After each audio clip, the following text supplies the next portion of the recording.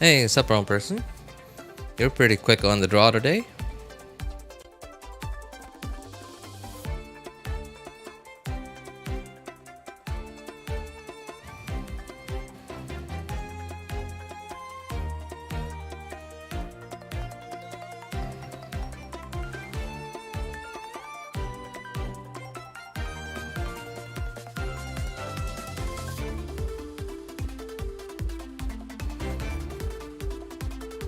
Okay, that's gonna be really helpful for exploration.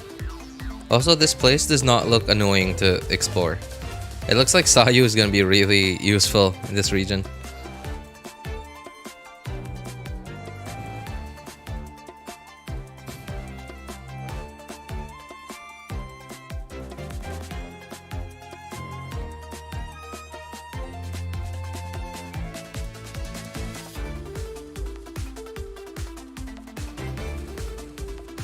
Interesting.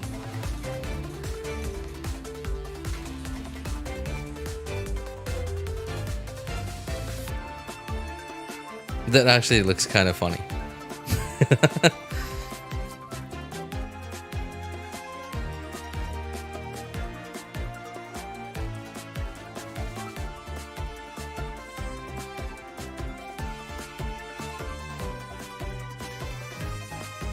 Fast and Furious masked hero? Today's not a good day? Found out about you. Well, what's so... Okay, that actually looks... What?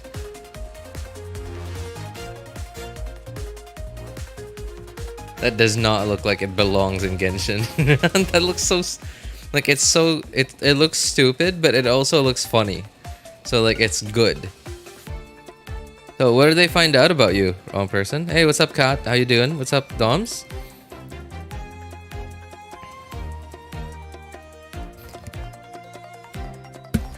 Shouldn't that be a good thing that they found out that you exist? That you exist? The Tankosaurus. Okay. Apparently that's what it's called. But this place, yeah, I'm looking at it and like it's so much flat land. I actually like I appreciate it. It's not annoying to explore. You don't get stuck on every pebble.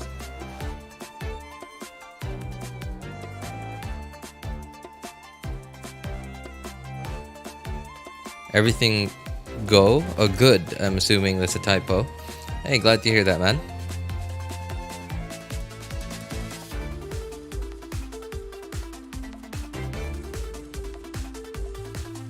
You learned that I had a crush on her? Oh, man. Dude, you're young. It's... Like, it's not a... Wait, did it just... I'm sorry, did I press a button? And, like, it repeated? Or, like, what?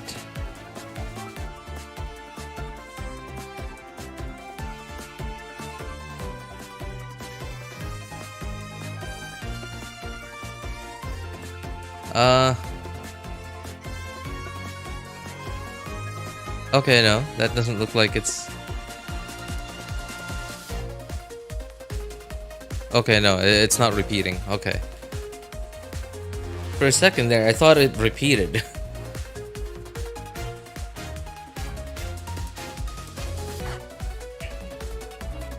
You're young, wrong person. Don't worry, man. As long as, just act normal. You know? Like... Okay. And I understand that's really hard to do. I made it. I'm not late, am I? Nope, it's just about to start. Oh, there. And speaking of... And I understand that's really hard to do, to act normal around them. To the Genshin But just... Impact version 5.5 special program. Wait, Mizuki's English VA is British? My name is Naomi McDonald, and I voice... Okay, McDonald definitely sounds like a British last name. Yumemizuki. As for my co-host, if you've checked out the bulletin board at the Weary Inn, you might have heard of a warrior from the Collective of Plenty who once ate 80... It was a very long conversation. You had a conversation with her about it?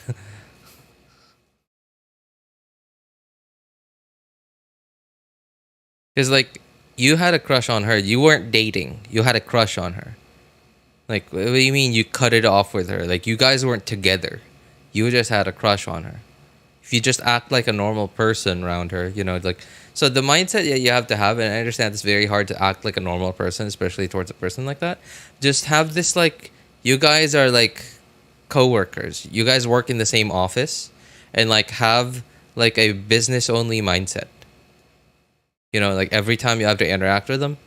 Like, I mean, like, I don't know, like if you want to be funny, then I guess, like, but then don't do to her what you wouldn't do to other people. Like, it's fine. It's fine.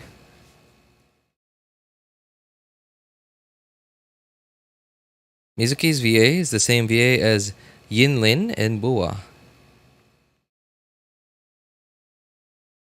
We were already close friends. Okay, and so what should that have to do with it? You're close friends because she thinks you're a reasonable dude, and you think she's a reasonable gal. Right? You both think you're not jerks.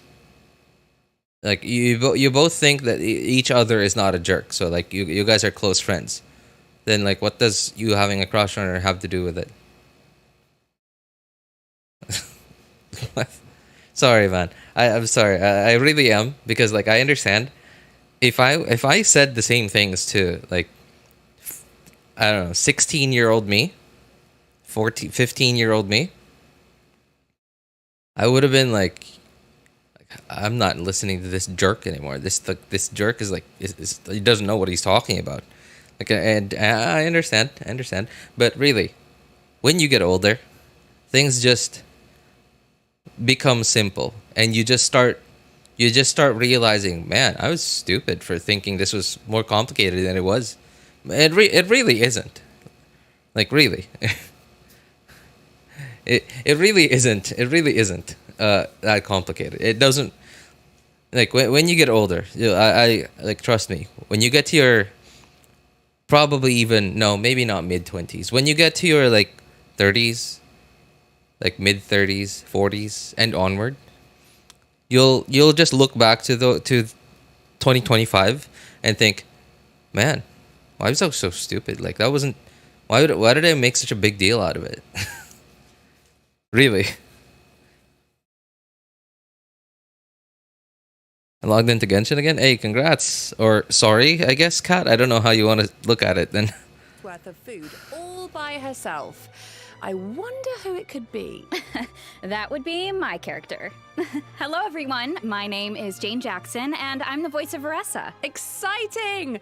We get to... Okay, that's your first problem, wrong person. Is like, you don't even know if she has a problem with it, right? Like, you just you know, you got ahead and like you overthought it, and you put a stop to it before you think she has the chance to think poorly of you.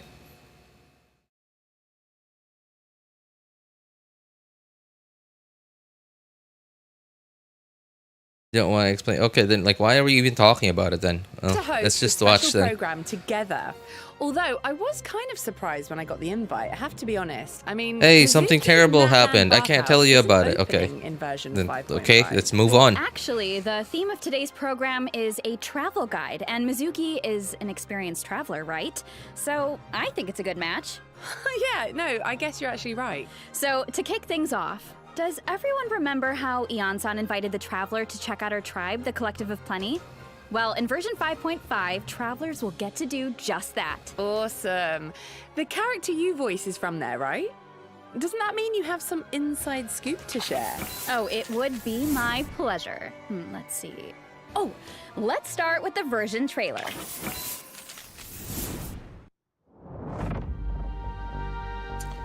Oh my god. Is this really gonna be... Is this part of the map? Okay, there's a teleporter there. I see one. Oh god. Okay, come on. Please, no more flying, okay?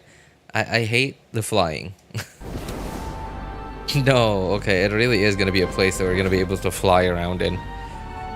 Oh man, I hate places like these. It looks cool in trailers and stuff, but like I don't feel this like coolness when I'm exploring it. And there's that one teleporter up there that I like missed, and now I have to climb and fly all the way back up to it.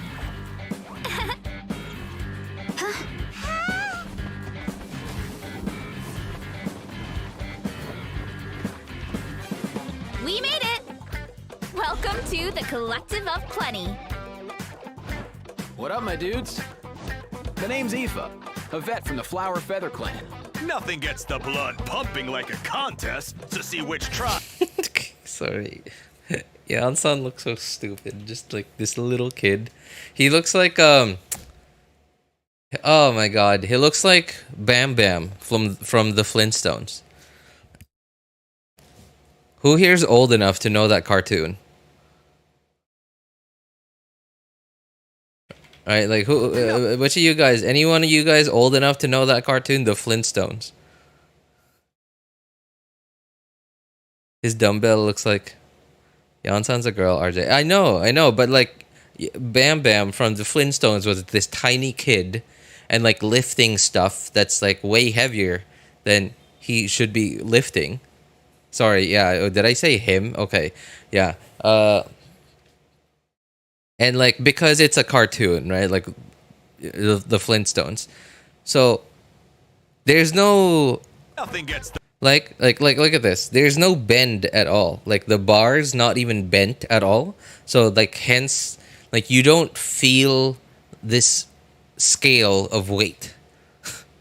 That you don't feel the sense of weight in it. It just like okay, like all right, I'm just moving it. It's just moving as if, yeah, exactly. It's made out of cardboard.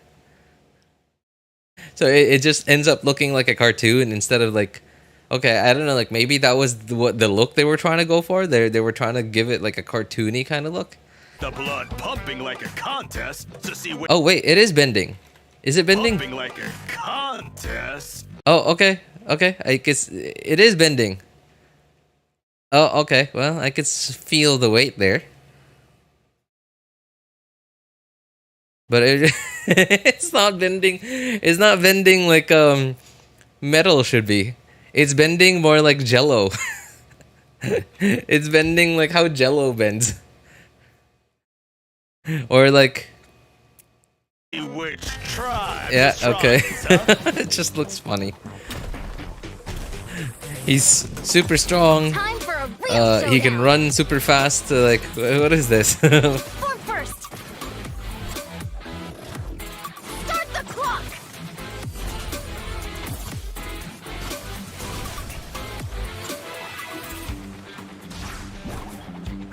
Anyway, I'm sorry, but I gotta get some food in me.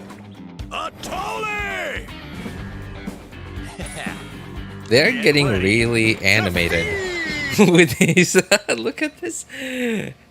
They're getting really good with like really like cartoonifying their animations, like their cutscenes and stuff. And like you know, even okay, going back to Anyway, there, right? Like look at this. Like it's just a her legs just look like they're being smudged. And this isn't even a cutscene. It's like it's in real time. It's being rendered in real time, man. That's actually pretty good that they somehow did that. Power creep Bennett. I might be wrong. I mostly look at HSR leaks. From what I heard, Iansan doesn't power creep Bennett mathematically. Like, at least from according to what I heard, Bennett still gives a bigger attack buff. But what I'm hearing from people is I that gotta get some food in me. Iansan is like more comfortable to use because like it's not circle Get ready impact. To feast! More, please.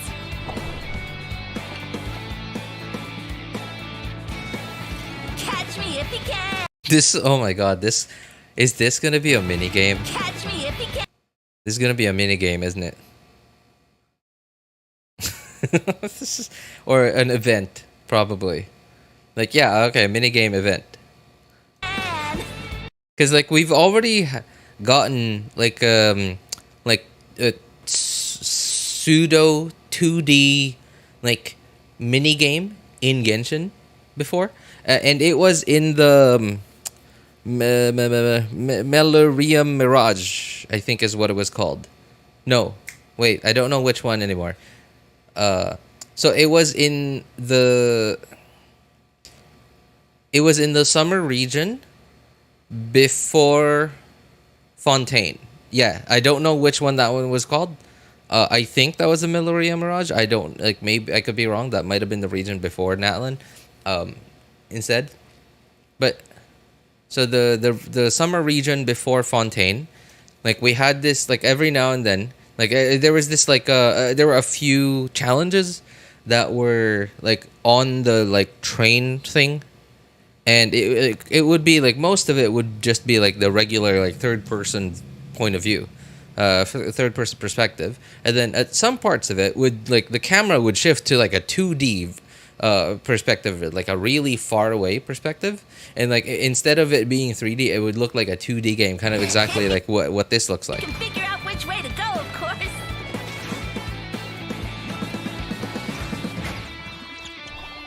Evil jerk of a mushroom! Let me show you instead. Here goes nothing. Look out below! Okay. Her ratios really are different, you know.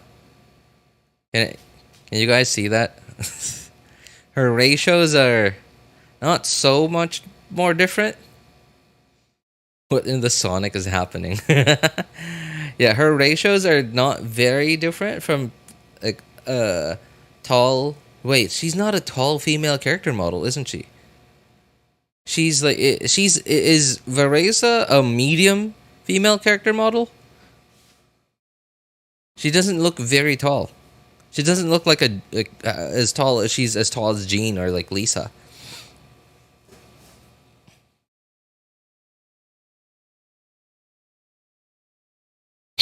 She can hydrate all of it with that milk.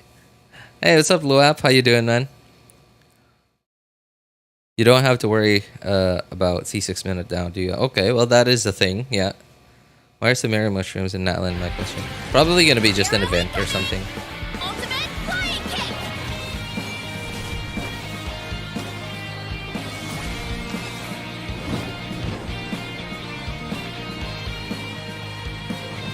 Okay, looks like there's gonna be some underground stuff.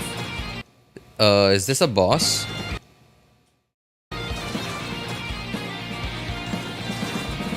It looks really annoying, is what it looks like. Oh no, not good! The volcano is acting up again! No, we're headed that direction on the map.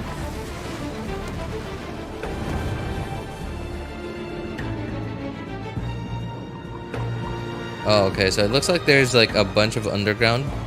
I'm assuming this is gonna be unlockable with, like, a big world quest. Okay, it's not underground. It looks like it's very high up in the sky, though.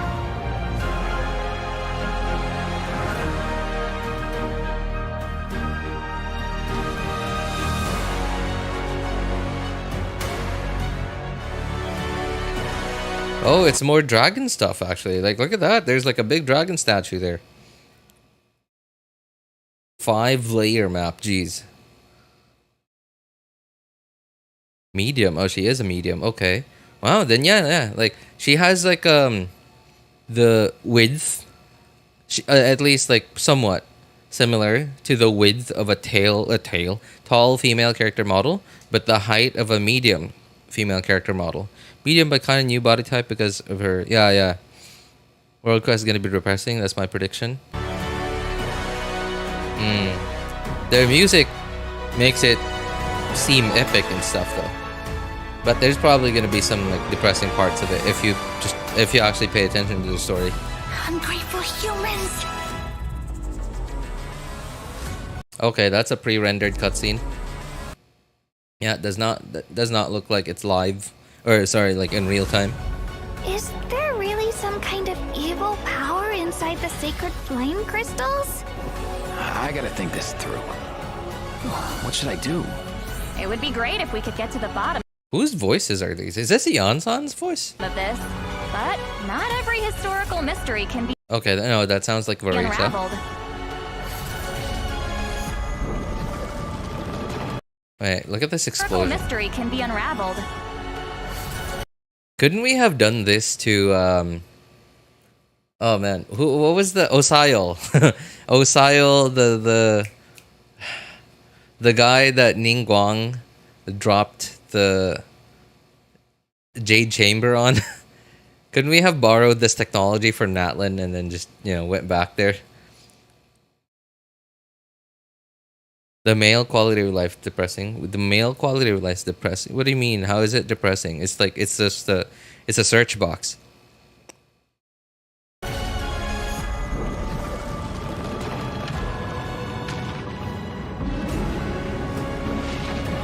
Weekly boss? Is it gonna be a weekly boss?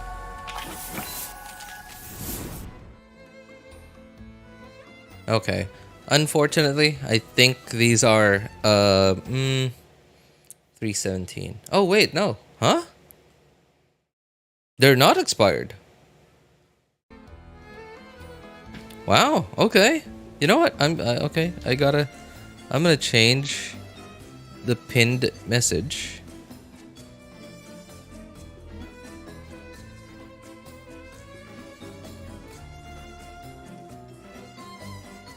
And I'm gonna add this to the description too.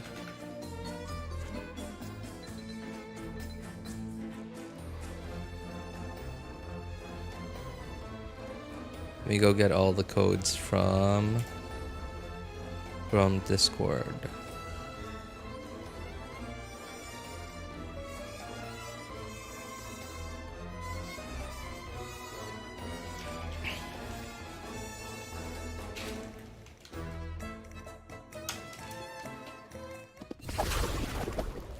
This version looks so fun. That seems to be the vibe of the Collective of Plenty in general. So true. The Collective of Plenty is the travelers' final stop in their tribal tour of Natlan. The tribe is located near the great volcano of Tolan, which has been looming in the distance since version 5.0. The people of Natlan view the volcano as a sacred mountain. Ooh, Sacred Mountain. That sounds a bit cool. Yeah. So for travelers who have played through the Cinder City World Quest, the name might sound familiar. It's the place we were told to take our Saurian companion. So if you're planning to explore the volcano, head to the tribe first and keep going from there. Whoa, that platform looks like it has bull horns. Kind of like Varesa. Must be one of the main attractions of the tribe. Huh. Did that volcano just erupt? Yeah. The volcano is dormant most of the time, but if the ground starts to shake, Is this the first time we've had an eruption is imminent. Oh hey, you know what? Something that I did not recognize immediately was, look, it's VAs. VAs hosting the special program. Okay, well now I guess now that the VAs are back, I mean, like, is anyone gonna miss those guys from the localization team? We're not gonna see them. Well, I mean, yeah, we're not gonna hear from them ever again. Now that the VAs are back. But if that happens, you can just find somewhere safe and watch the volcanic rain. It's actually really beautiful. Oh, and you'll probably encounter falling rocks. Oh, that's pretty too, cool. But the tribe Saurians can help out with that. Oh, nice. Like the other tribes, the Collective of Plenty is home to a unique kind of Saurian, the Tatankasaur. The little ones may look cute and innocent, but don't be fooled. Adult Tatankasaurs are powerful creatures. They can smash rocks and other objects by sprinting at them. Striking something with their horns triggers their fighting spirit, enabling them to perform a second sprint, which is faster, more powerful, and allows them to briefly dash across water or liquid phlogiston. Tatankasaurs are gentle creatures at heart, but when they get serious, their brute strength is nothing to scoff at. Take advantage of the indwelling mechanic during exploration, and no obstacle will be able to stand in your way. Sweet. Oh, I should also mention, Varesa has a Tatankasaur companion of her own. Her name is Vanana. Oh, she even has a little bow on her leg. What's she doing? I think they're just there because the VAs looks were like she's keeping not watch on over strike. the orchard for Varesa. What do you And mean? Speaking of the orchard, let's look at some of Varesa's Oh, you mean food these favorites. VAs specifically? Okay. Varesa's family owns the orchard. You'll miss them, yeah. So it looks like Malani their power fresh creep fruit again? Made the top of the list. You mean Being Varesa? so close to the volcano makes Power the creeping Collective of Malani? Plenty a great farming area. So the fruit is even more delicious. Oh, what about that? I hear that What makes you Varesa is say that? not It's bad. actually a speed eating contest featuring That a in ton of Varesa's delicious best food. teams, apparently she Servings is are that big? gonna be stronger than Finish something like that. she's gonna be stronger than Coloren's best teams, Varesa will but introduce the traveler she to doesn't another have one of that her many favorites best during her teams. tribal chronicle. At least that's what I'm hearing Flavored from others. mushroom. And we're sure it's not poisonous? Exploration Well, power just creep. think of it as a regional delicacy. It's supposed to taste really good. Oh yeah, that's right. Because like Varesa can go over water. I wonder if she can she go over water for like a long time, or is it only for a few seconds at a time? According to the legend, if you see a green one, it must be picked and eaten right away. Wait, what happened to the regular mushroom? Oh yeah, it is the Sumeru mushroom. They're in Natlan. It's the exact same one. Isn't that a fungus? Okay, so this might sound weird, but It looks. Oh no, it looks a little different. looks like that's all we can divulge for now. But Okay, it looks like the fact that we get this like unique angle means that this is like some NPC is gonna have some dialogue in like a world quest or something. don't worry, all will be revealed in Varesa's Tribal Chronicle. Whether you want to participate in the Epic Feast Showdown, unravel the mystery of the Oh yeah, green that's right. There's mushrooms, or learn more about there are Varesa those things. herself, Tribal be Chronicles. sure to check it out. Plus, you don't have to progress through the whole Natlan story to start her chronicle. And if completed within a certain time frame, travelers can earn PRIMO gems and level up materials for Varesa. During the Abyss invasion, Varesa was busy defending her tribe, right? The situation was so dangerous back then. I hope she didn't get hurt. Well, Varesa may seem to move at her own pace. Is anyone but don't still be fooled. is anyone She's a still excited fierce for warrior of Nodcry? the tribe. As long as she can No. get I mean, herself not in me, her zone. really. Oh, I'm you sure mean other by people are, but eating like, 80? I don't Look, really like. Whenever I hear 107. people talk No. about something in the Okay, future, that is one way. But she also I has just- a different method. So there was a Varesa time when I got created excited stories over about it, Natlan's heroes, and then I she got tired always of knew the being following in their excited for footsteps. so long, So she made herself and a then mask like modeled after taking the a one long that time. Iolantha wore. Like the thing I'm She excited wears a for mask, taking a it's long like she time to can finally channel be the released. hero she So always at some wanted point, to be. I Oh, that's so gradually sweet. like stopped myself from let's being take a look at excited her for combat something abilities. in the far future, Running late again. and then now it just comes naturally to me. I just don't get excited over it anymore. Like I'll be happy when it's here.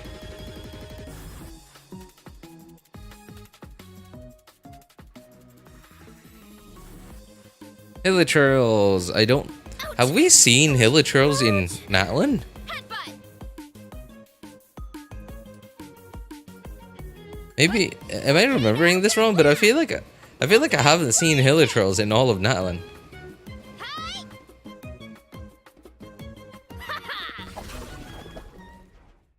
Oh my god, the heart effects. She even falls down? That's so effect. Wait, what's it? What is this?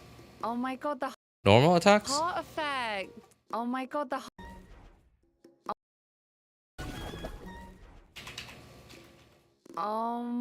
What was that? A kick? Okay, it's a kick. oh my god. And then the she rolls. heart Oh, okay, there, I get effect. it. She even falls down? That's so adorable. Without the mask, Varesa's movements can be a bit uncoordinated, awkward, and clumsy. But once she has the mask on, her demeanor does a complete 180. Oh, yeah, this girl's got wrestling skills. Definitely. But the core of her kit is actually Sonic, a bull, and a woman. What? Kind of different, right? Varesa uses the momentum of her charged attack to leap into the air and then plunge toward her enemies. After unleashing her elemental skill, tap into Sorry, the hang on. Yeah, definitely. But the Oh, skill. core of her kit is actually her plunging attack. Oh, really? Yeah, kind of different, right? Varesa uses the momentum of her charged Varesa uses the momentum. So okay, there's like a delay there, right? Varesa uses the So that's holding down left mouse button to do a charged attack, momentum of her charged and then she jumps up because of the charged attack. to leap into the And then air you plunge. and then plunge toward her enemies. Okay. After unleashing her elemental skill, tapping her normal attack will allow her to quickly perform a charged attack and then attack. Okay, so when you press E, just clicking, not having to hold left mouse button, will just go straight into a charged attack and then, you know, leap into the air and plunge With greater and be able to speed. plunge. Wow, she seems a lot more lithe, and her moves seem more forceful. Forceful is right. Varesa gains Night Soul points by hitting enemies with her plunging attack. When her Night Soul points reach maximum level through this method, Varesa can enter a special state and consume Night Soul points to unleash an even stronger plunge. Also, what the heck is this new enemy? Gains Night Soul points by hitting enemies Or is that a local with her legend? plunging attack. What is it? When her Night It looks mechanical. Varesa gains It looks mechanical here. Varesa can enter a And then it looks organic here. It's so weird. special state and consume Night Soul points to unleash an even stronger plunging attack. So this must be the hero state you mentioned before, when she wears the mask and channels her idol. Wow, yeah, her moves definitely look so much more confident now. That's for sure. The combination of her elemental skill, charged attack, and plunging attack is where her kit really shines. Plus, when in this state, for a brief period of time after performing a plunging attack, Varesa can unleash a special elemental burst. Oh, I get it. So the on-screen indicator around her signals when you can unleash it. Yep, and during her Sorry, what on-screen thing? attack is where her kit really shines. Plus, when in this state, for a brief period of time after performing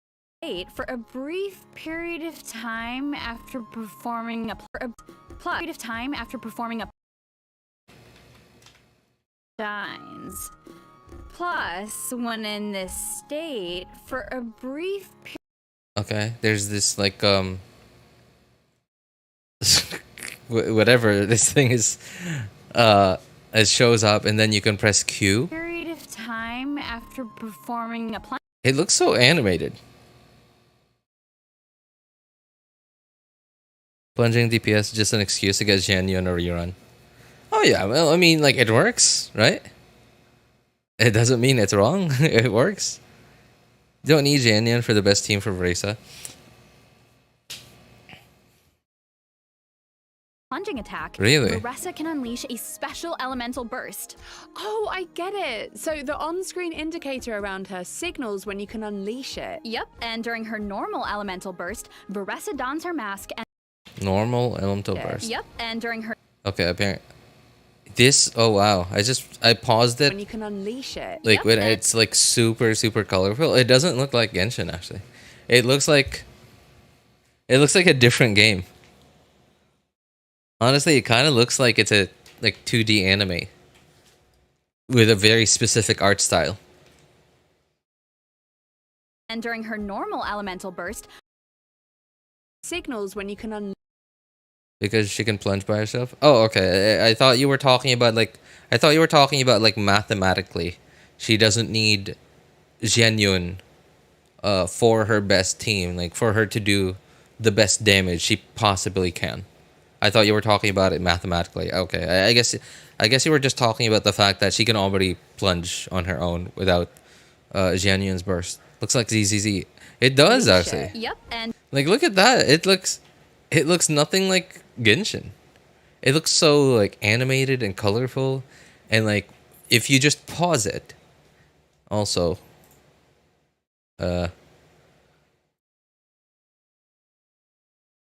is that really 720p? Wow, that's terrible.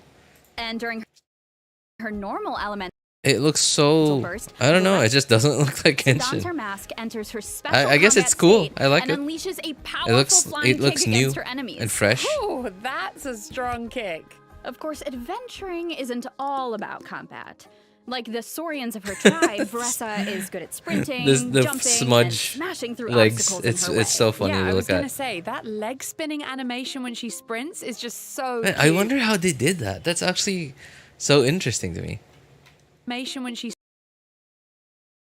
It's like it's 2D. It looks like it's 2D. I don't know how you would make like a smudging effect with 3D assets. I don't know how you would do that. Sprints is just Is it 2D, but then like overlaid over top a 3D thing? Like it's covering the 3D thing behind it? Yeah, plus, if she encounters an obstacle on the road, she can just leap right over it. It looks so unnatural. She's Sonic. yeah, she jumps pretty high. Varesa's a great fighter when she needs to be. Oh, Yeah, that's she interesting. jumps She has a pretty high. different landing Yeah, she animation. jumps pretty high. Varesa's a great fighter when she needs to be, but she doesn't do too well in a competition setting. She's afraid of hurting other. Did you see that? I don't see the need to to do that there. In a Like, look at competition this. setting. She's afraid of. That is that was done on purpose right there. that wiggle right there was done on purpose. Of hurting other people. Ah, okay. So she's all She really okay, she has a very different set of ratios. Especially for a medium female character model. raw power and no control, huh? I bet Iansan can help with Sonic that. Iansan. Varese is one of her students, right? Yes, and Iansan's ancient name means power, so if anyone can teach Varesa about wielding immense strength, it's her. Oh, speaking of Iansan, it seems like our travel guide has some information about her. Yes, these are some of Iansan's tips for a successful visit to the Collective of Plenty. So, let's take a look at some of the recommended activities around her tribe. The Collective of Plenty is all about brute strength, so wrestling matches are a popular activity, especially between people and Saurians. If you're interested, head to the wrestling arena to check it out. Whoa, that looks like a close match. Travelers might also spot matador Monitus around the outskirts of the tribe. I get the name now. They definitely look like bullfighters. Or, I guess, Saurian fighters in this case? Anyway, these little guys are pranksters that like to taunt the Tatankasaurs with their banners. In true Collective of Plenty fashion, the best way to get rid of them is by charging straight at them. Of course, we can't forget about the most popular pastime in the tribe, exercise. And since Iansan is a professional trainer, a lot of people come to her for nutrition plans, training plans. But it's As a professional trainer, a lot of people come to her for nutrition plans, training Looks like it was plans, time and strength training for the exercises. I mean, ZZZ devs to she sneak into can do the it Genshin kitchen. all. yeah. But Oh man. it's quite the If only they contrast could seeing her sneak train in people like who are so much there was bigger this than resin her. But thing. once Like you know what is about it called? her personality, Like it's a wouldn't really even cool like notice her resin, height like anymore. extra resin or She something definitely seems function that I dependable and heard that I supportive. keep hearing people talk about. So That is let's take a in look at how all that I don't know if it's in training plays out in ZZZ or combat. Star Rail. I don't know. It's in one of those two games. You haven't quite hit your reps for today. Come on, one more set. Controlled breathing.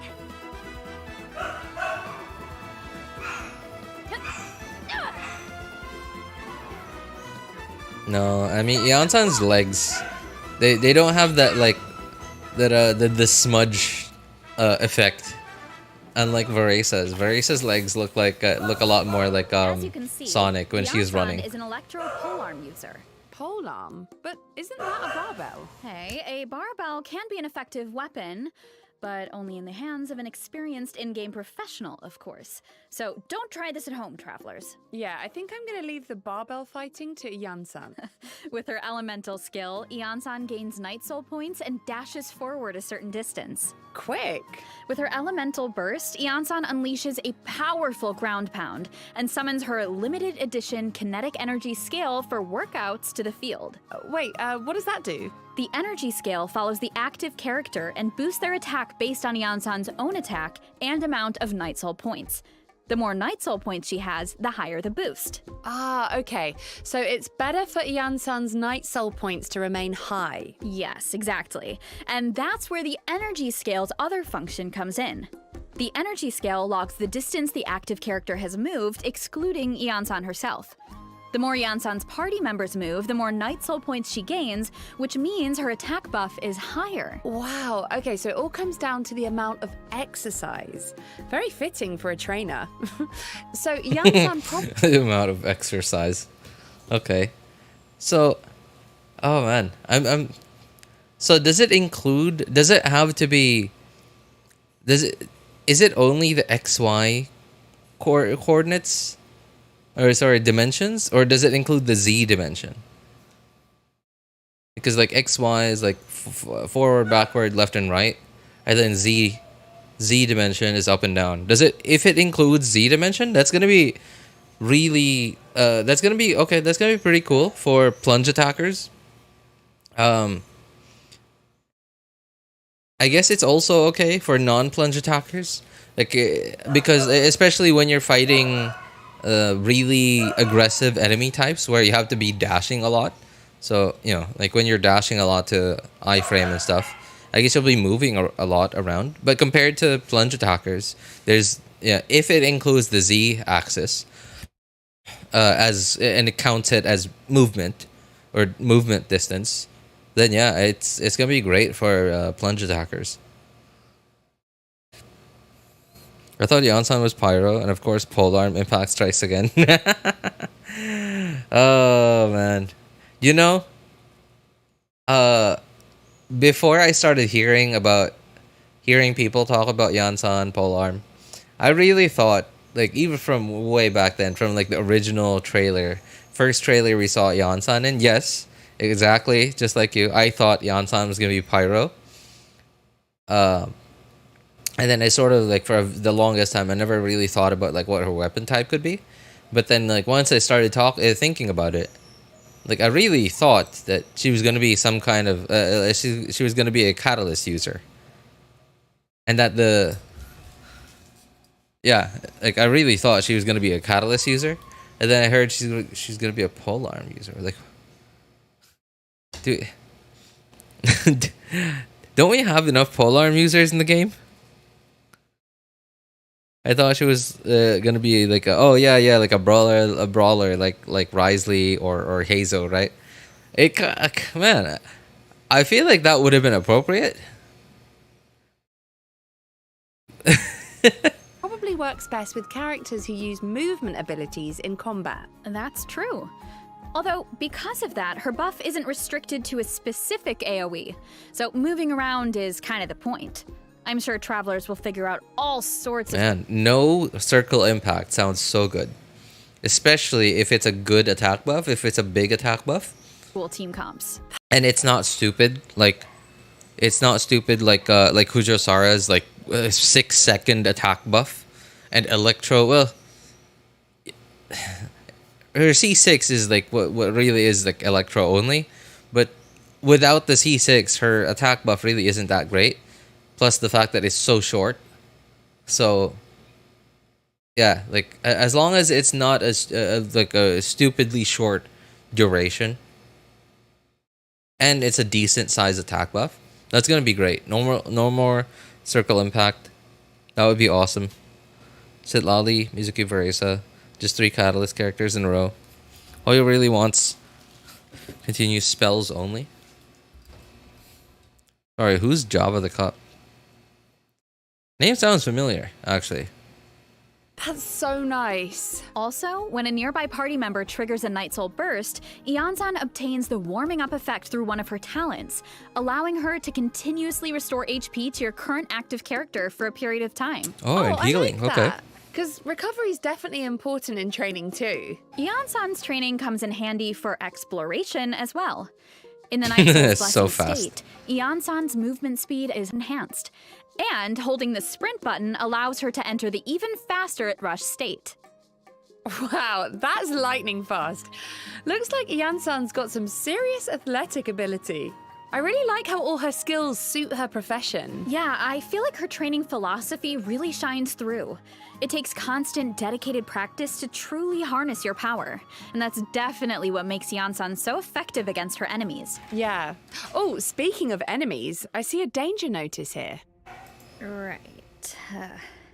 Well, travelers need to A defeat this YouTuber. creature to Okay, get well, Varesa's I Ascension don't know who that materials. is. It uses scalding lava and rocks to attack its foes, so make sure you're prepared, travelers. This monster kind of reminds me of the lava enemies we faced before. The ones afraid of pyro attacks. Oh, you're right. It's like an extreme version of those enemies, and it works in a similar way. Hit it with enough pyro attacks and it will change form, giving you an opportunity to strike. Now is also the perfect time to talk about an improvement to the boss tracking system. Starting in version 5.5, clicking on a boss icon on the map will allow you to more quickly navigate to its location. Oh, nice. Well, that should make farming a lot easier. All right, I'd say it's about time for our first break. Oh, wait, we forgot something important. Oh, of course, the event wishes. In the first half of version 5.5, we'll have event wishes from Varesa and Xianyun. Iansan will also enjoy a drop rate boost. Plus, a new 5-star catalyst, Vivid Notions, will be featured I don't want to on wish the on weapon those banner. banners. And in the second half of version 5.5, we'll have returning of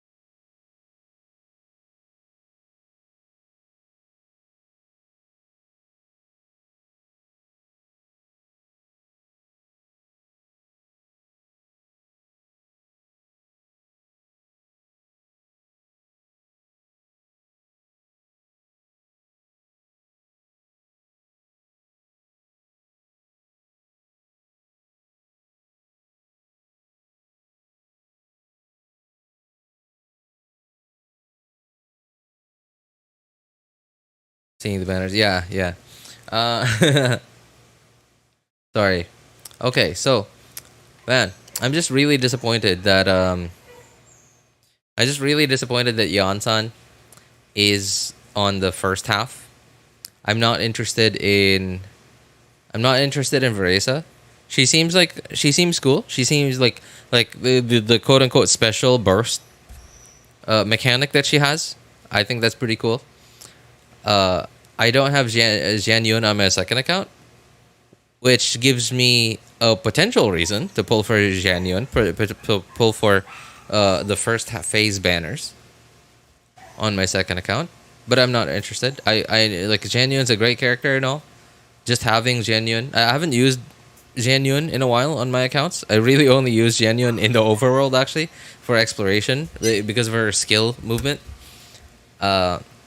But like in actual like combat in Abyss, Imaginarium Theater, I guess I get to use her in Imaginarium Theater, but really only because like I can. I can't make do with not using her in Imaginarium Theater. But in Abyss, I haven't used her because I had to. I haven't had to use her in a while.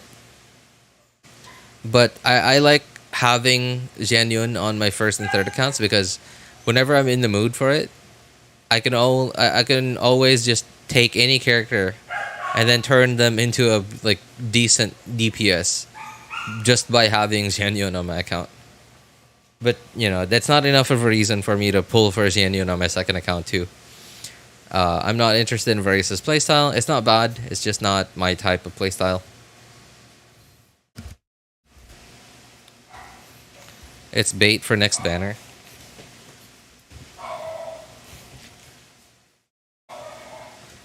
Best thing about Varesa's addition to the game is the artifact set she's bringing for Xiao mains. Oh yeah, yeah. I think a lot of Xiao mains are gonna be really happy with that new artifact set. It's bait for next banners. Bait? What's bait, Lap? You mean these banners? Yeah, you do have a point, wrong person, man. Xilonen signature and Elegy though. The weapon banner for phase 2 is gonna be pretty good. Now I'm not saying that you guys should consider it, especially if you're on a younger account. Younger accounts, I highly recommend going for more characters on younger accounts instead of weapons. But I have to say, Elegy and Xilonen signature weapon, really good. Really good. Both of them.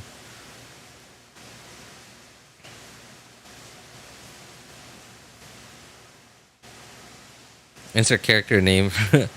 Name first syllable dash Zhao.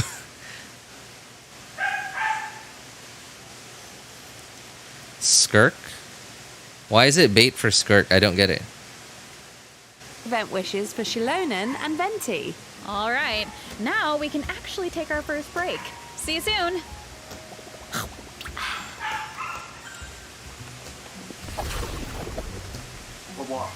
More people spend their saves for Xilonen. And the next banner is mostly Skirk. Yeah, you know, I'm kind of I'm a little anxious because my second and third accounts still barely have enough any primos saved up. I don't really have anyone to pull for in 5.5. But I'm a little anxious. My main account, my first account has. Oh my god! I just saw that footage in the background, and I was just reminded that, man, new region, so new exploration.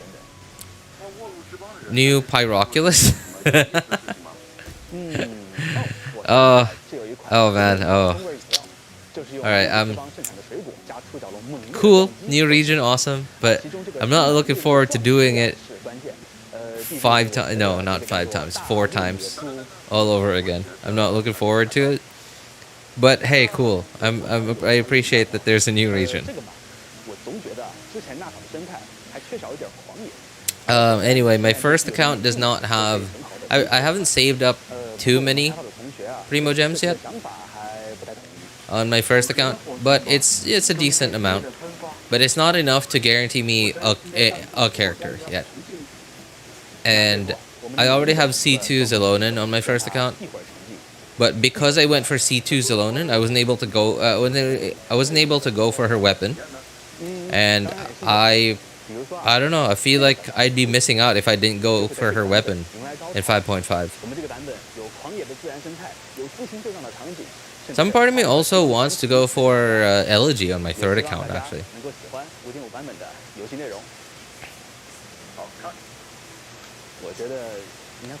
Have Kinech and Milani had reruns? Hello, travelers. Don't think so. Welcome back to the version 5.5 special program. Welcome back.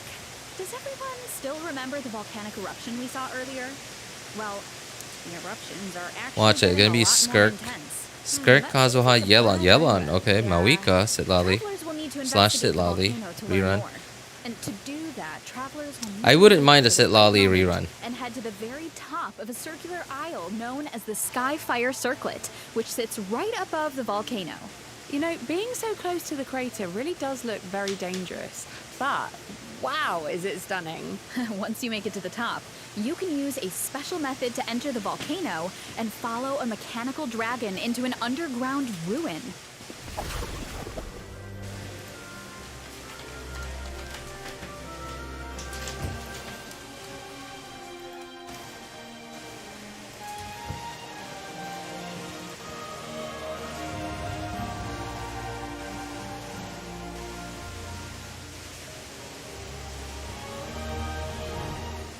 Hey, what's that thing in the sky? There's like a black... Is that a crack in the sky? Like over here. What is that?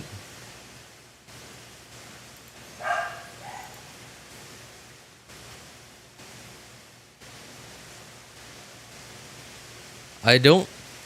The crack Moika made? Was that circular? I don't think it was circular. But it looks similar to like a crack in the fake sky or something. New web event? No. I saw a few clips of it.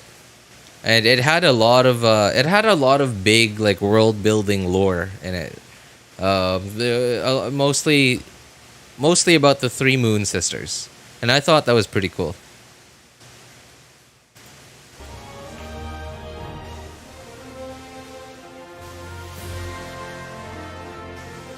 Hey, what's up? It's YK. How you doing, man? They broke their own rules just to throw characters into the Chronicle banner. Sorry? Wait, what? Well, what rules?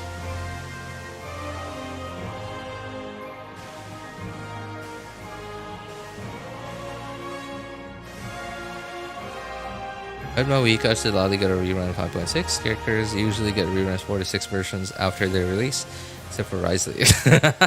No, it's not every character. It's not every character, Kat. It's mostly I thought the inside of a volcano well, 4 would be to nothing 6. but lava and Okay, rock. most This place characters. is more like a city. But it's There have the long been legends in Archons Atlan usually that around speak of 4. A sacred city and a volcano. And that's exactly what I this don't think place other is. characters It's follow the that sacred pattern city though. of Tolan, Like built by the non-Archons, I mean. Dragonborn of ages past. Wow, the shattered sky looks so cool. And these mechanisms look so advanced. Yeah. Travelers might notice These a certain mechanisms resemblance to look the so secret source advanced. automaton. And that's because everything you see here, the secret source servants, the dragons circling the sky, the giant structures, are all relics from the age of the ancient dragons. Those flying The 3 ones are banner called rule? secret source dragon idols, 3 right? banner rule? Wow, Oh, you we mean can actually ride them. yeah. This dragon technology is really Well, they already impressive. So They already mentioned that they were unfortunately, due to the gonna previous war between dragons and humans, along with years of abyssal corrosion, be a bit more lenient about that rule. Since they already broke it with Shenhe. Shenhe already made them break that rule. So like and like in the special program, they already mentioned that they were gonna be a bit more lenient about that rule. Guessing that means it's time for another adventure with little one? Absolutely, that's right. Travelers might remember that during the Cinder City World Quest in version 5.2, a mysterious dragonborn said I'm at 75 pity, still no Furina. Oh, dude. Hey, don't worry, man. There's still about 10-ish days left on the banner. I know As long as you're on people can't wait to guaranteed, get to the then bottom of that you got curse nothing to worry and learn about. more about the so-called Chosen of Dragons. And it looks like exploring this place might give you some answers. Not just answers, but also rewards. A total of 400 Primo gems in exploration mission rewards are up for grabs by exploring the new 5.5. Wait, 400 primos. Oh. So there's 3 subregions? 5 regions.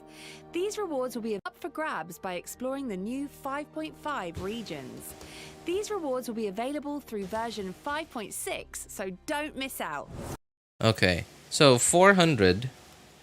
That's how much we got for I don't know the names of the regions. So Ochkanatlan and the other 2. I don't remember their names. The whatever it's called. And the other one that I don't even remember at all. Hey, what's up, Ollie? Hey, what's up, Bulbasaur? How you guys doing? How you guys doing? Okay, so we got 400 for Ochkanatlan and then the other 2 regions. And so from what I remember, it was 100 for 100 primos for Ochkanatlan and 100 for each of the 3 subregions, and it was like another 100 for like overall exploration of those 3 subregions. So 400 here makes me think that there are going to be another 3 subregions. All right, let's get into the version 5.5 events. Yes, similar to the Sacred Dragon City, our first event gives How late travelers am I the this time? chance to learn about Nala's Don't worry, man. past. I haven't been going for too long. just been Tournament of an Glory hour. and Bloom. So it's a competition. Oh, free Auroron, sure. The name Cool. of the event Appreciate is a it. reference to the Bloom Flower Trials, It's an event. a kind of competition that hasn't been held in Natland for a long time. Ooh, mysterious. So why is it being held now after so much time? Just Well, realized you can use the Geo reason Compass in is to Chenyu Vale. help an alien Oh yeah, of course. Saurian. Oh, the little Tapetless It's part Yeah, of he's a brave little Liyue. Saurian who contracted a rare illness during the fight against the Abyss. So the tribal chiefs enlisted the help of a professional Saurian vet, Aoife. Hey, Kukuku's there too. Of course. He's Aoife's assistant after all, and a very capable one at that. No way, bro. Yes way, bro! According to Aoife, if we want to save this Saurian, we need to collect sacred flame crystals, a special resource that can be obtained when tribes fight against each other during the Bloomflower trials. Oh, I would do anything to help that little guy. I know. And luckily, the 6 tribal chiefs agree. But that's not the only purpose of the tournament. Mawika sees it as a chance for a different kind of competition to unite her people. And she's even funding the event herself. Huh. So if all 6 tribes are participating, I wonder which team the Traveler will join. How does that work? Wait, they're talking about this. What is this? It's an event, isn't it? Okay, there are no. For some reason, I was hoping there'd be timestamps. Okay, this is an event, right? Like what? Is it the main event of 5.5? Let me explain the event. Okay, that sounds like a really good This event has 2 different kinds of question gameplay. The from Bloomflower It's Trials YK. and Saurian Treasure So, Seekers. which In the standard Bloomflower 5-star Trials, I should travelers will build? fight alongside the Jean, companions Tainari, in an intertribal C1, competition C1, that yeah, uses Jean, offensive C1, and defensive Tainari, capabilities to the best. Diluc or For Mona. example, this is an offensive battle with Mualani. In offensive battles, you need to break through the enemy's defensive barriers to capture their stronghold. Your allies will provide valuable support on the battlefield. Use their skills to your advantage to complete various Congrats, stage RJ. events Congrats and for what? seize the enemy's main base. And this one with Varesa. So, must be Diluc, defensive. I don't recommend Diluc That's right. in 2025. In defensive battles, So, you need to prevent immediately your flag from cross being Diluc off that destroyed list. and work with your Mona, allies to protect your base. Wow, so you don't it's a necessarily true have standoff to between the quote unquote tribes. build her. Uh-huh. In this event, when you're competing, you're having If you fun. have Okay, so what about the Saurian DPSs Treasure Seeker? Basically, and or travelers teams need to guide Saurians on that a treasure require hunt by an switching in AoE independent direction at various off-field intersections, Hydro while applier collecting treasure and avoiding hazards that along the benefits route. from Natural patrols that can and potentially lava benefit eruptions. from a big Ooh, attack looks buff, fun. aka Plus, TTDS, different Saurians have different or abilities, and so make or sure to choose the best route. Oh, I should also mention, could benefit from completing this event Mona's will give burst travelers a chance to invite enemy Auroron to debuff, their right? The Omen thing. Version Then 5.5 you could also has raise other Mona, exciting events but you don't to have to build. like The really first build her. one You is could a more you could just level up her light-hearted burst. co-op event. Travelers can either Level her randomly to match like with other 80 out of players 90, or team level up up her with friends. burst, take it Co-op to with level friends is 8 or level always so 9, fun. Yeah. and then like In give this her event, the goal is to collect as many adventure like coins either as possible. 4-piece Noblesse Interact or with 4-piece item boxes Millilith. scattered around the challenge or, arena to obtain key resources to secure victory. What other So the items help you mess with other players and prevent them from earning artifact points? set Yeah, would be that's nice on right. Mona? Plus, I guess really everyone only has a those two. designated character, so make sure to use their skills to your advantage. Whoa, 4 Mawikas? I can't even Oh, tell them C1 Diluc. Okay, so not apart. Tainari. So I Okay, guess if okay. you're gonna mess with another player, then you better target the right one. Oh, Um, definitely. Especially Yeah, if no, the even with rewards are C1 on the Diluc. line. I still don't This recommend next it. event looks like it's Sorry, supposed to Ali. protect This is people of nothing the towards you, man. springs. That's right. This is It's called purely a Rhythm. mathematical, Milani invited the traveler to purely head twice for a objective, special music festival. like Xilonen stuff I'm and talking about. Mizuki are going to be there too. Ah, sounds nice and relaxing. Even with C6 Diluc. Dude, I have C6 Diluc and I don't use him. True. In this event, the goal is to strike incoming. I have him built and I don't use him. smash the blocks. The paddle's element changes based on your character's elemental type, so you can even trigger elemental reactions. All you need to do is hit Tainari- the beat to Tainari is defeat a the boss. purely That on-field doesn't seem too damage hard. dealer. No. So, this next event might be. you have to ask yourself, So, do you like Unlimited his Fighting playstyle? Championship features 5 stages of If high yes, difficulty combat then challenges. do a bit of Each research, stage is divided look up into 2 halves. some of his In the better first teams, half, you need to follow and the then directions look up specified in the challenge footage and on buff, YouTube or on the which internet should in give you general. an edge in Look the up second footage half of as how you it's face off played, against and then the you new ask bosses. yourself, do you like that Your playstyle? chosen difficulty If determines the yes, max then HP sure, of the bosses. build Tainari. He's not bad. Uh, He's actually a pretty decent 9,999 pounds on-field of damage heat dealer. multiplier? He's not top tier, Is that even but he's possible also to not complete? really Well, low let's just tier. say the highest He's difficulty he's doesn't okay. take the word challenge lightly. Gene, Okay, well, Gene is this decent next event has to if do you with don't have artifacts. So within the event period, you can earn if you double have artifact Furina, drops. So and if you use do Furina a lot, artifact farming, don't miss and out. Travelers can you use also Furina report to a new in artifact a domain team and 2 new that artifact doesn't sets in version have a 5.5. good Ooh, nice. Double drops are here just in time. Yep, a and good plus, team-wide I a heard the good Long team-wide Night Sword set healer, tells the story of light right? Like for creatures who fought example, against the so abyss and Furina not in light Freeze team, Wow. like with Ganyu or Why Ayaka. seem So so in that kind of team, Your you can peoples slot get in your Charlotte, brains and then raised. Charlotte's actually a pretty good Absolutely. So AOE be sure to team-wide check out the healer, story behind the artifact right? set But if you during don't have this Charlotte, All right, like, moving I don't on know, to like your repertoire second, of myriad melodies. your Ooh, second are we cryo playing rhythm game cryo upgrade? character is Really, certain now like you'd prefer that your second cryo character would be like a damage Ooh, dealer I'm or sure something, people have been right? waiting Like for that. a These are Rosaria or a upgrades Kaya will or continue to whatever. add more music. Then In sure, addition, okay, you now could slot in Invent Gene inspired there, score themes will be added right? to Then the you'd center have a of good myriad team-wide healer melodies. to maximize Furina's So buff. check them out if you're interested. Plus, in the new update, you can now play the rhythm game in a Serenity pot. Nice. Version 5.5 is also adding new permanent invisible. You also don't use C6 Ganyu. Oh man, oh no, don't remind me, man. Ooh, Don't Dia's remind me. name I is still so feel bad cool. about that. Oh, and Venti's echoes look like feathers in Cecilia's. Very fitting. So, Oh man, Oh, their Diaz corresponding looks pretty echoes. cool. names are so cool. That's pretty cool, man. I'm still really disappointed that Dia is not good.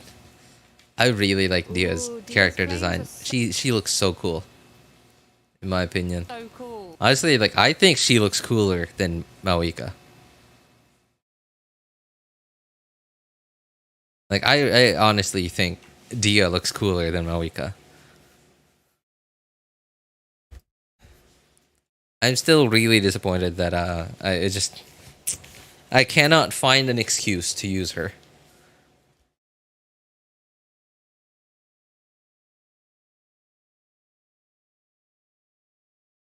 That'd be sad. My C3 Mona is also collecting dust.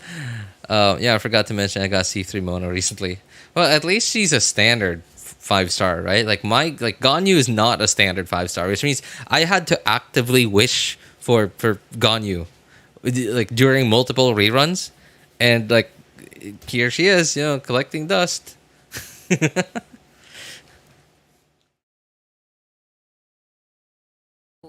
Oh, and Don't have Venti's Maoika. echoes Dia look could be like a good feathers in alternative if Cecilia's. you're lazy to build Very Changling. fitting. So If check you're out my lazy to build listing. Changling, And dude, good luck with the challenges. Travelers can also if you're report to some lazy changes to in build the Changling, CG updates. right? Like if you want to be Character lazy at and building action Changling, parts. so you decide to build Genius Dia, location fans. you're just shooting yourself in the foot, man. Next up on the agenda is There's no amount of That's effort that you could redemption put code. into See building you on the Dia other side, that'll make travelers. her as good as even a low effort Changling build. Today's So- goal is to get moving and burn fat. Just follow Coach Iansan. Are we ready? Let's go. Gotta warm up those muscles, so let's get our bodies moving. If you think otherwise, RJ will ban you from the stream and I'll touch your feet at night. Now, on to jump rope. Here we go. Dia's better than Maoika. You don't have Maoika, Dia could be alternative. Let's go. Okay. You got it, Coach. Wrong Hydro character from the banner. Increase the speed. Are you talking about the Nivellette banner rerun? Looking good.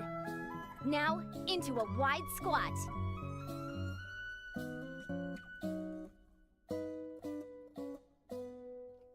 You're Dia on amazing, Deepwood is Coach. better for Kinich than Shangling.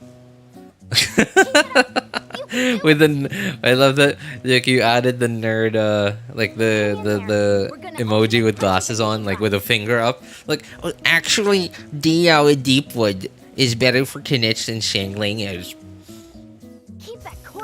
I can't do like I can't do a very good like nerd-ish kind of voice. It's fine, but it's not great.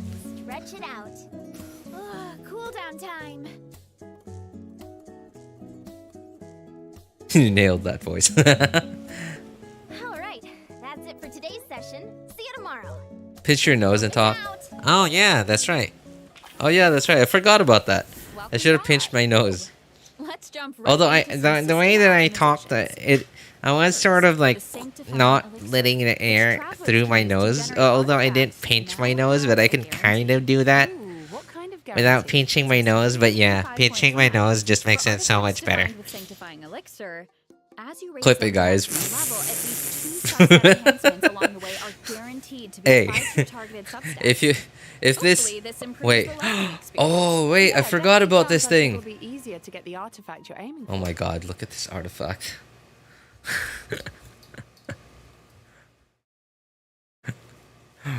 What the heck, man?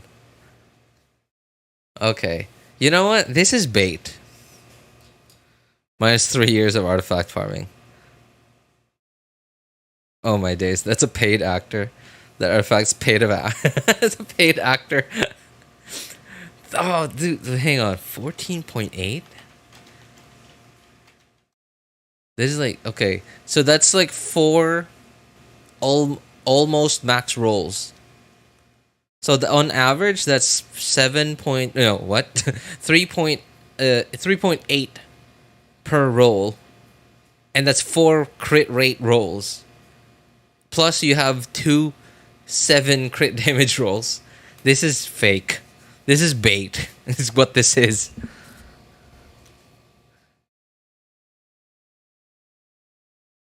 Attack percent and EM too. Oh, and oh yeah, that's right. They did it on Skirk's artifact set too. Oh man. That artifact's a paid actor. No, another new artifact set. Maybe Hoyo. It's time to add the artifact load. Yeah. Oh man. Like, okay. Paid actor.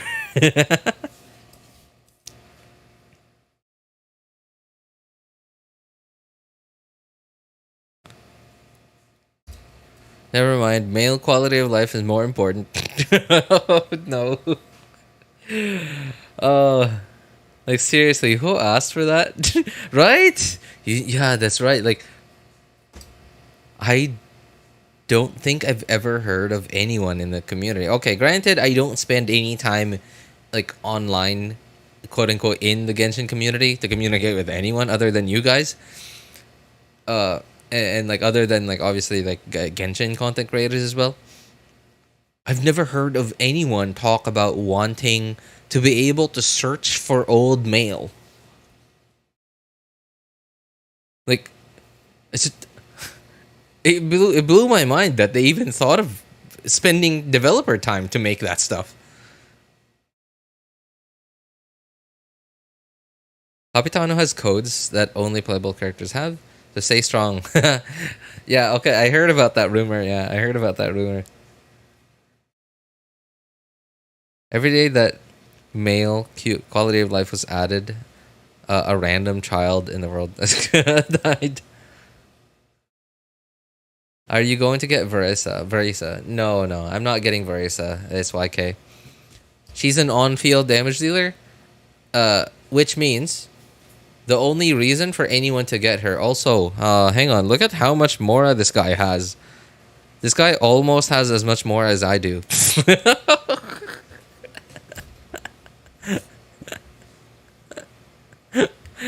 Oh man, if you could, man, could they add like, I don't know, some kind of auction function into the game, you know, like where I could like me and a bunch of players could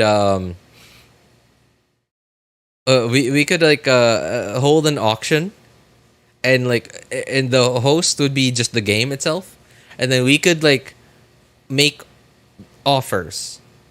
Like whoever can offer the highest amount gets like a certain like really good artifact. Like an artifact like this.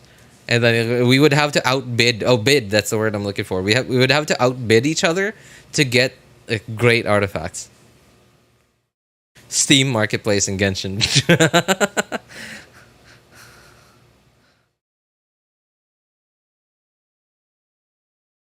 Speaking of Mora, man, I don't know what happened. My Mora, at some point, about a year ago, stopped going up. I don't know what I did. I don't know what I'm doing different, but like my Mora for like 2-ish years, more than 2 years, just kept going up and up until it sort of just stopped going up at some point. I don't know what I did wrong. Like I don't know what I'm doing differently now that I wasn't doing more than a year ago.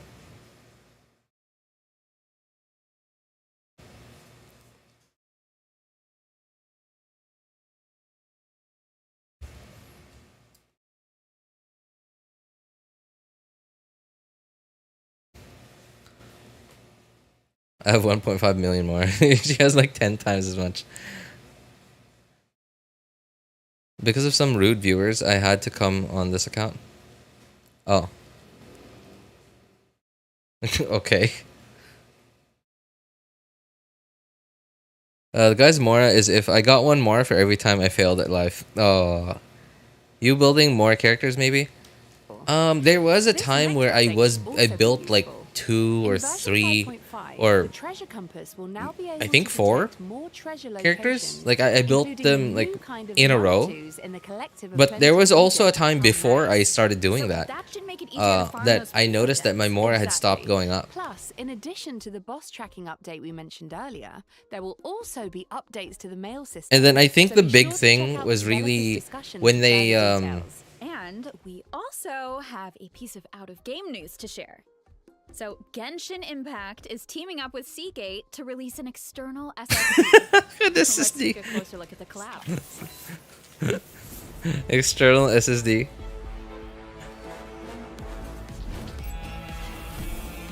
Okay. I am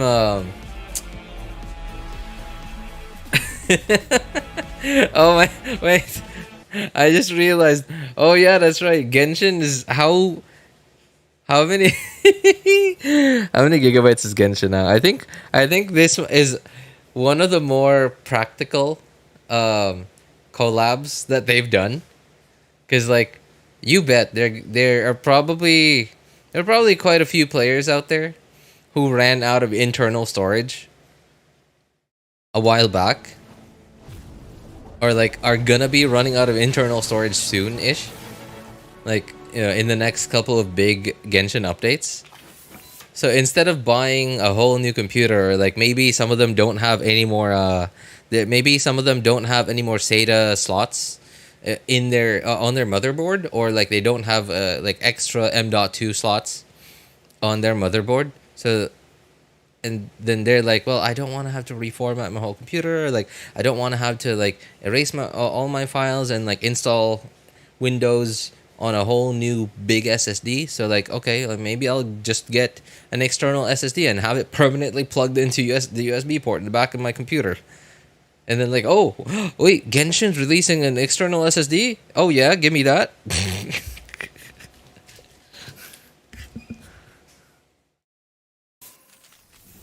Is it a power bank? No, it's an external SSD. Our version 5.5 travel guide. Oh, which means it's time for It us does to kind of look sign like a power off. bank. But guys, it's been so fun. We hope you've enjoyed it. We've really enjoyed seeing all of this new stuff that's about to come out. I'm really excited for the updates to the permanent content, particularly. Okay, you know, I have to say that I know we haven't had a VA hosted special program in a while, but and this is the first in a while that's VA hosted. But it's not as fun as how special programs used to be, right? Now I do understand like special programs before hosted by VAs did have like 3 or 4 VAs. And like I understand that's probably a lot more expensive than this, right? Just literally 2 VAs. And everything they said in like throughout the whole special program sounded, it wasn't bad. It was actually, by the way, like I thought it was really smooth, but it was clearly scripted, right? It was clearly like purely scripted, and like they just did not go off script at all at any moment. But it just didn't sound as upbeat, and I don't know. It didn't. It was just a show, is what it was. It was a show. It was less like, it was less a podcast. You know, like yeah, it was less a podcast and more like a pre-recorded video. The echoes. I think that looks awesome. Definitely. I'm really excited to see which other characters. Strike's still ongoing now. I think it is still ongoing, but it's really only the VAs that are associated with. I don't know if it's only one VA agency. I don't know if it's only one. I think it's a few. But yeah, it's only the VAs that are associated with certain VA and agencies that refuse to add the clause that protects their voices from being used to train AI. Sacred city of Tolan, learning more about that just seemed super interesting to just explore this whole different. I've been watching these streams in Japan. You mean you were in Japan? Well, Since like time for us to say goodbye. 3.x days ago. Travelers. See you in game. Since- Bye, guys. Sorry, what? Since the 3.x days ago. Huh? Watching these streams in Japan since 3.x days ago. You mean like you binge watched the special programs? Ryan, is that what you mean? Because you like I'm confused by the words days ago.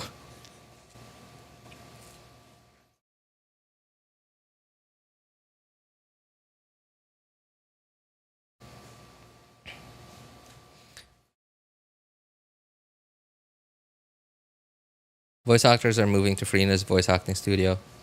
But it's a complicated and long process. Yeah, because like they probably have a contract with their current studio, right? And like obviously they can't just leave, right? Because their studio hasn't broken anything in their contract, right? It's just that their contracts don't include like, you know, protection for their voices from, you know, like from to prevent them from being used to train AIs to literally replace them.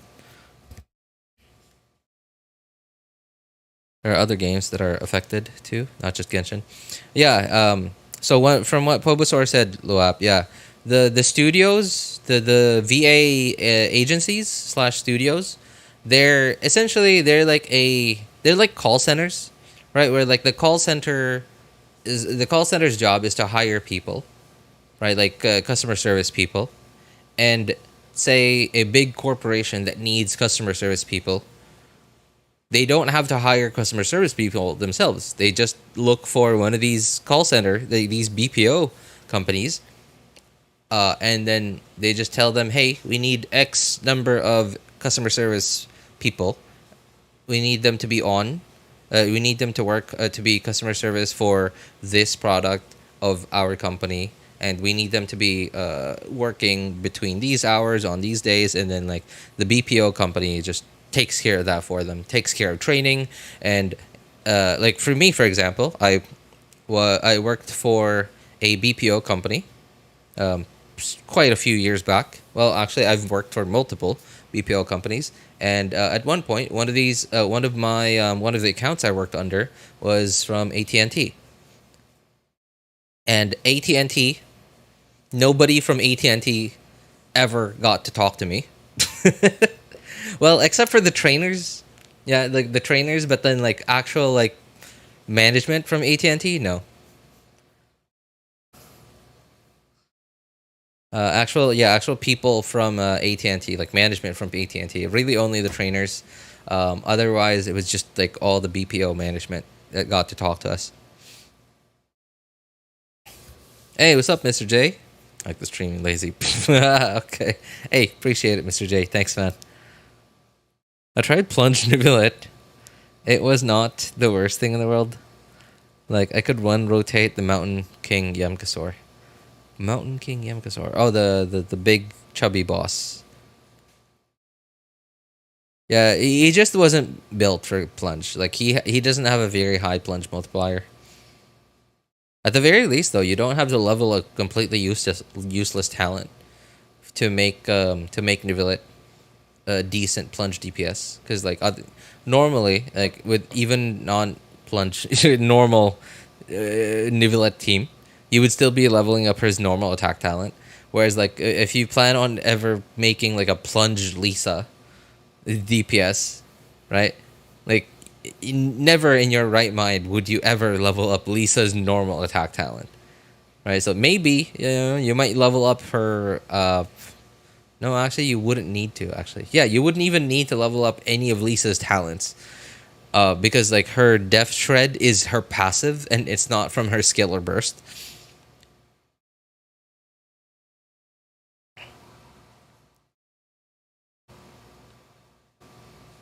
If Genshin signs that, that means they can no longer hire non-union VAs. Wait, what's this about, Shinra? Is it about the VA thing? It's actually not about AI. SAG-AFTRA wants Genshin to be a union-only game. Oh, okay. What does that do?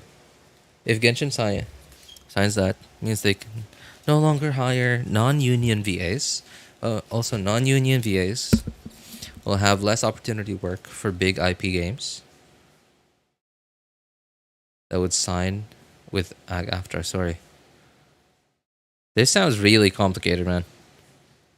Non-union VAs will have to join SAG-AFTRA and pay joining fees amounting to as much as 3,000. Okay. Wow, that's terrible. Got it from a channel covering the SAG-AFTRA strike.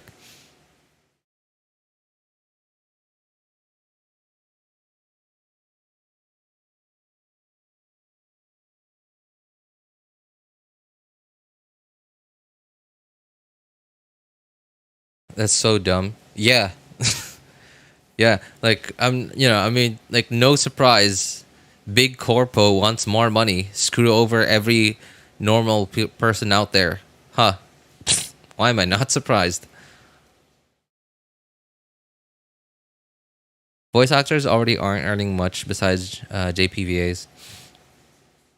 Now they want to make it worse. Did you guys hear about Paimon's VA, Karina Buegger, I think is how to pronounce her name correctly. Karina Buegger.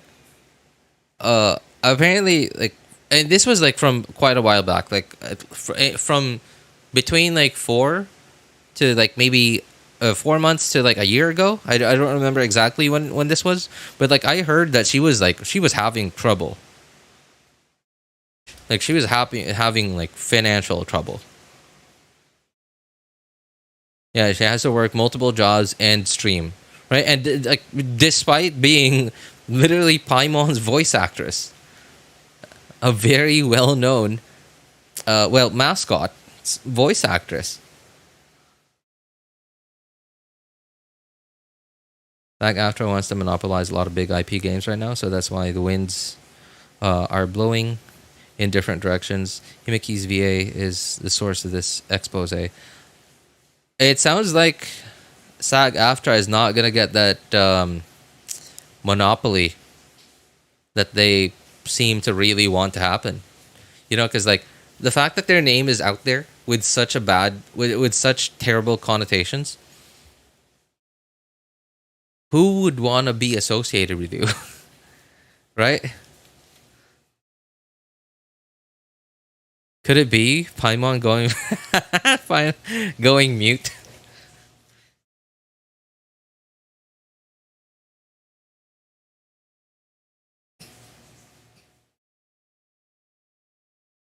Uh-oh. Oh dear. Oh god. That was a mistake. Okay. So that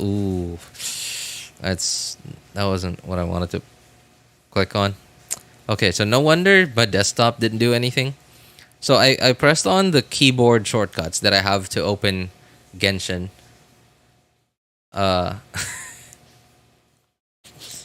but I forgot that my mouse and keyboard were over on the laptop and not on my desktop. So I was wondering, why isn't there anything happening? And my problem with that is that the laptop is obviously not as powerful as my desktop. So it's going to take a while for Genshin to open here on my laptop so that I could actually close it. What the heck?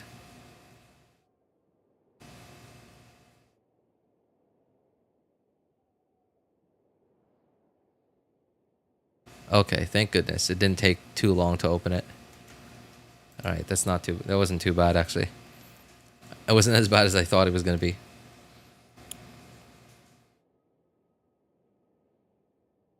When she asked for a raise from Hoyo, they said no. They literally just said no. Is Furina is not a direct hire, I imagine, right? I don't think they have any direct hire VAs.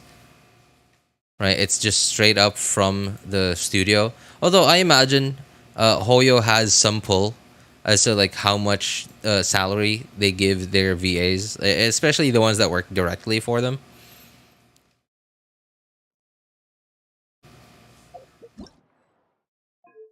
But it sounds really complicated, and that's the that's the thing that I hate about the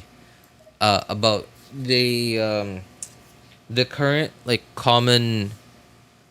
common way that a lot of big corpos hire people. Like they're like, okay, I appreciate, like, by the way, like I greatly appreciate the BPOs that hired me, right? Because like otherwise I would have never been able to work for those like pretty cool companies, right? Like I would have never gotten to work for AT&T, would have never gotten to work for Verizon, CenturyLink, who else? Intuit. I would have never gotten to work for those 4 companies if it weren't for those BPOs that hired me.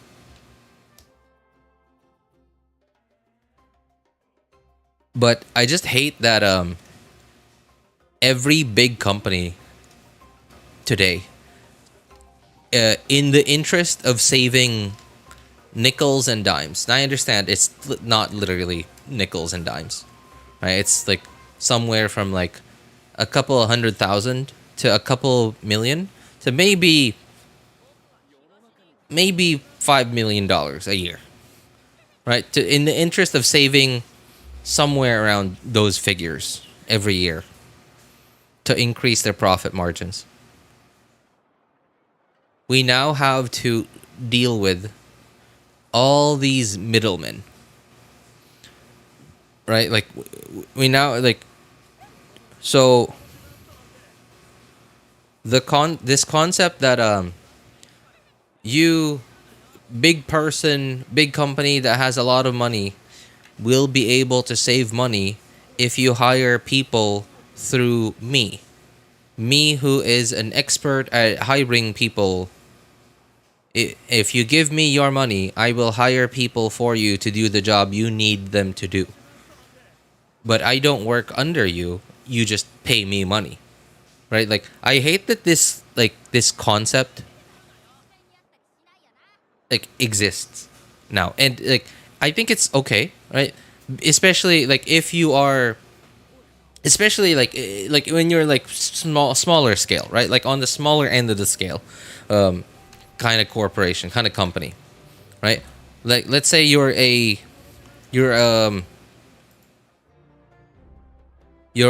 lawn mowing company, right? And it's literally just you, right? Like maybe you and your son, or like you and your brother, you start up a lawn mowing company, or like a, I don't know, like a car wash, right?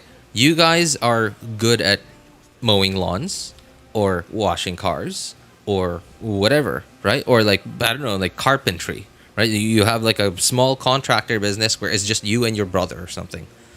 And you guys are good at doing that stuff, but y'all are not good at like HR stuff, right? Like y'all are not good at like, you don't know, you have no idea how to find people that are good at the thing that you need help with your work.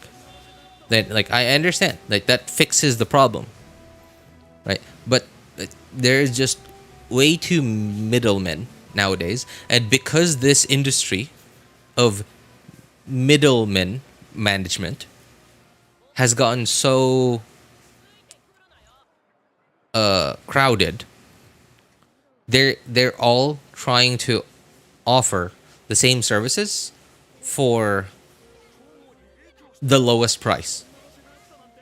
And I think it should be regular people that should be getting offered these lowest prices. You know, like it's nice that we have Asus, we have MSI, we have Gigabyte, and like all these different graphics card companies that sell graphics cards, right? Like these companies are called board partners, and it's great that we have a bunch of them, because we have a bunch of them. That means there's like a lot of competition in this market, which means they are going to work very hard to make the best product for the cheapest price.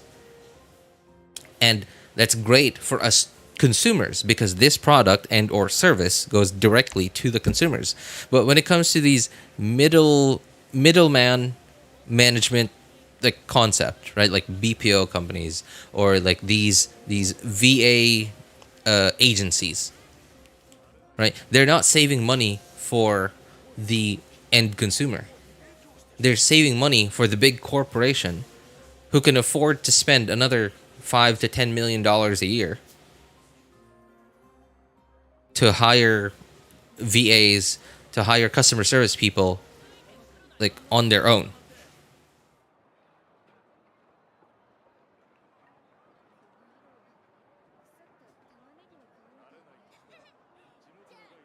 I don't want Paimon to go mute. She literally became my favorite after 5.3.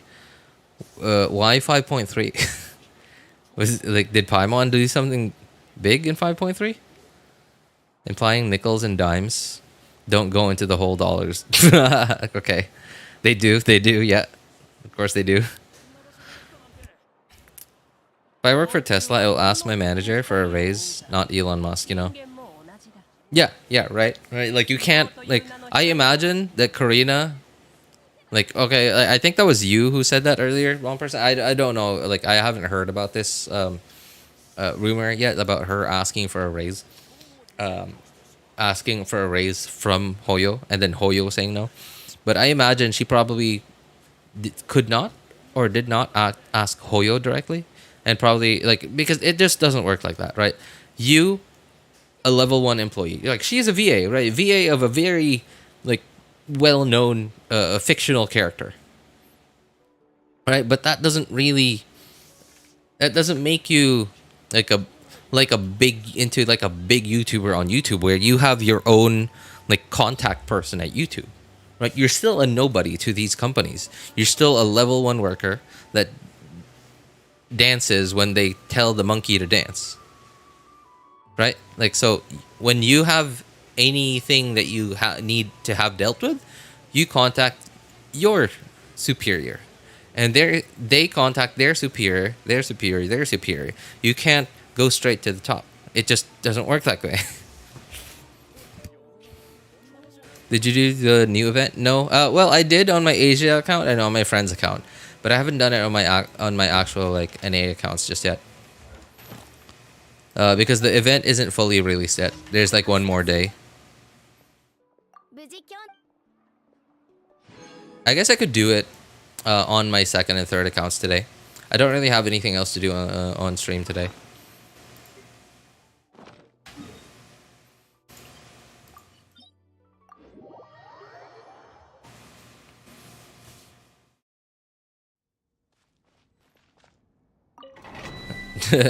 If you guys don't want Paimon to go mute, I could voice for Paimon for a while. At least until Karina Boeger can get her stuff together.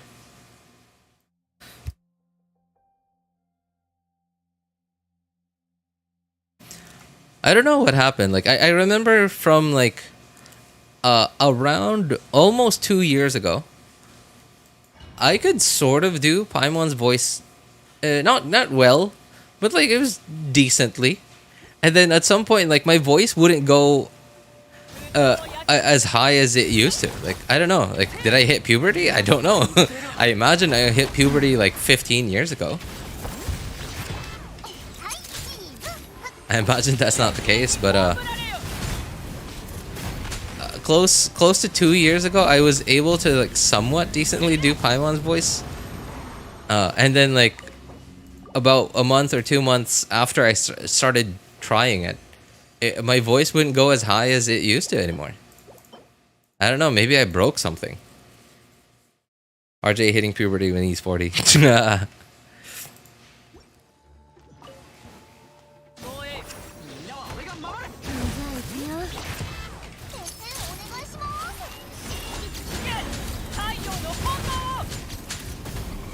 Oh man, it didn't melt.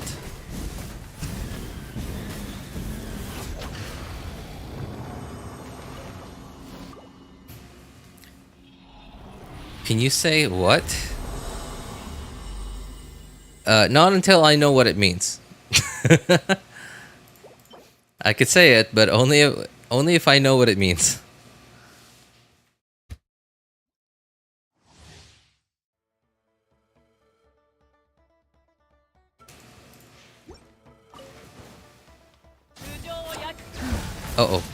That's wrong. Hang on. That is awkward. This rotation is gonna be awkward.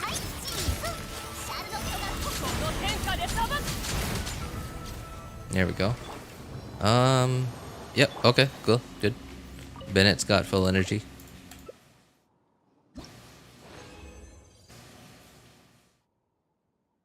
Explosion. Oh! Oh, okay. I know what you mean now, Ali. No, I don't think I could do that expression justice.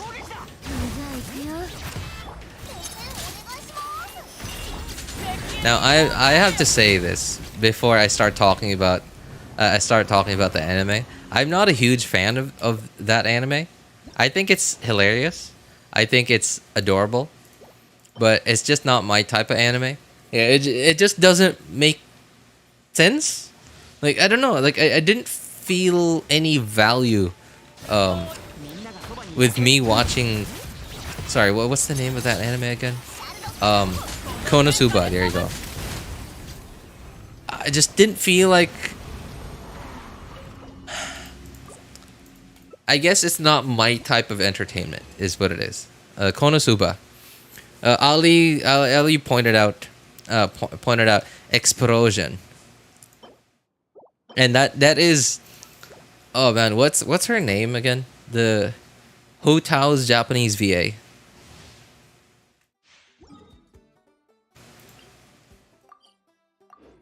She's a very highly esteemed Japanese VA. Yeah, Megumin.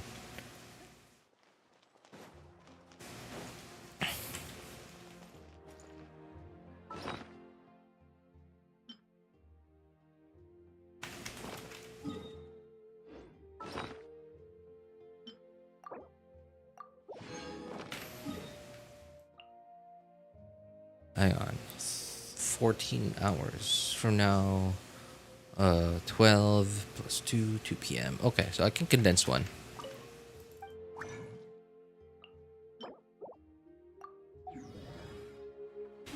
And then by tomorrow, so 19 hours, 12 plus 7, so 7:30. So by 7:30, it'll be full. Okay. I guess I don't need to use this condensed resin.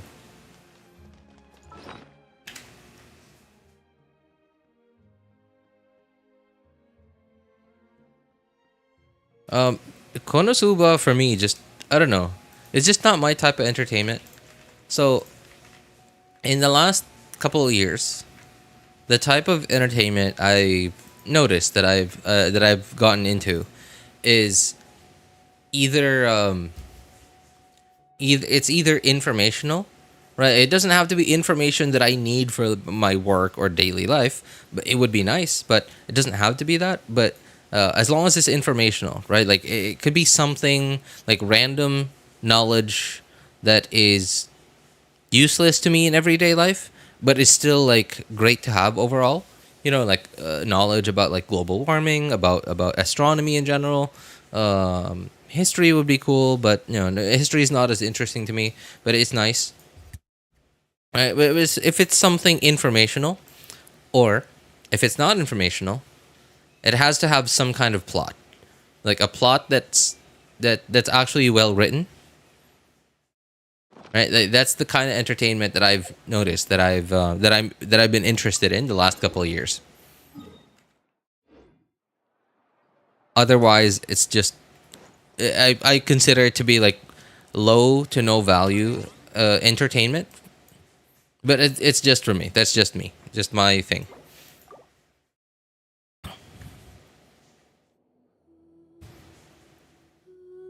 Didn't you watch Mashley? Well, at least Mashley was actually funny. Like, and I watched... Okay, I watched One Punch Man. Well, at least what Mashley has a plot. Right? Like, I watched... Okay, I about a year ago... No, not a year ago. About 7 months ago. Yeah, I finally got myself to watch Konosuba. And I watched, I don't even remember how many episodes I watched. I watched like somewhere around 4 or 5 episodes. And I didn't, there was no long-term goal. It was just like, I don't know. There was just no long-term goal. Like there was a story. Like every episode had like a mini plot. But there just wasn't... I just didn't feel any, like, actual world-changing, like, I don't know, like, story or goal that they had to achieve.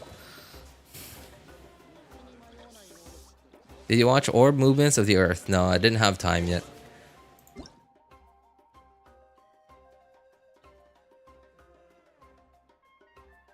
Mashley plot is just dumbed down version of Harry Potter with Saitama strength. Like if Harry Potter didn't actually have magic, and he was like this really buff guy, really buff, really athletic guy. That's essentially what Mashley is, yeah.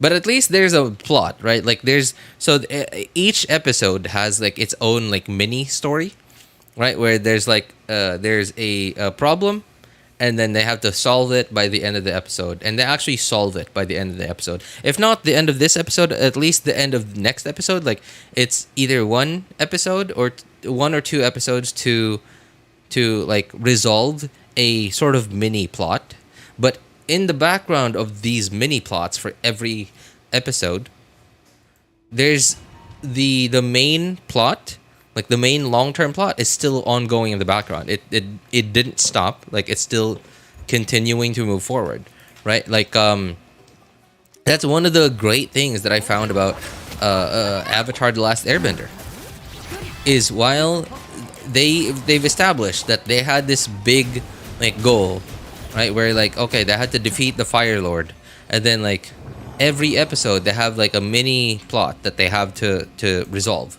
right? In the first episode, that was Aang coming back, the Avatar being back, and then Aang being unsure still about how he feels about being the Avatar, and then Katara and Sokka and the Southern Water Tribe being a spoiler alert, by the way, just in case you somehow haven't watched Avatar: The Last Airbender,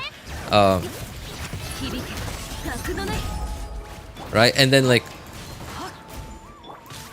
and at the same time, like at the end of the episode, towards the end of the episode, Zuko captures the Avatar, the last hope at defeating the Fire Lord, right? Defeating the Fire Lord being this like super long-term like plot, right? The super long-term goal that they have to achieve, and it's somehow connected to the mini plot that is happening in just this one episode.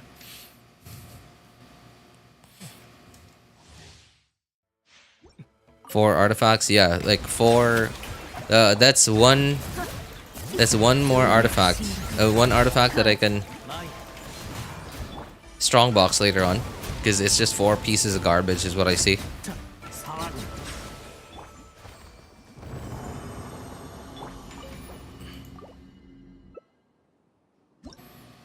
Never watched Avatar. Never looked like my type. Oh, really?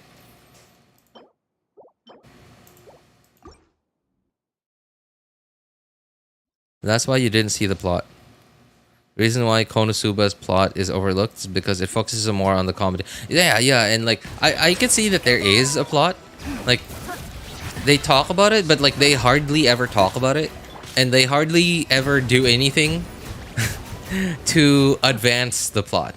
Like it gets brought up every few episodes, but it feels like they completely forget about the main plot.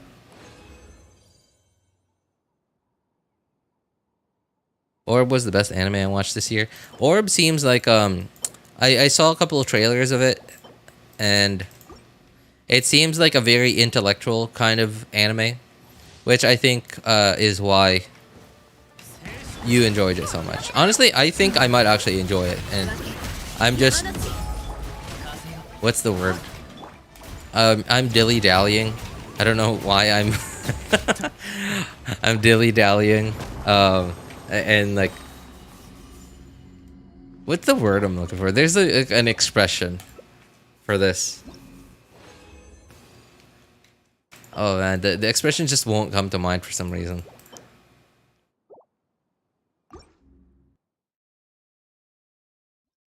.83% chance to get. Yeah, but you know, I have, and that hasn't happened to me in a while, by the way.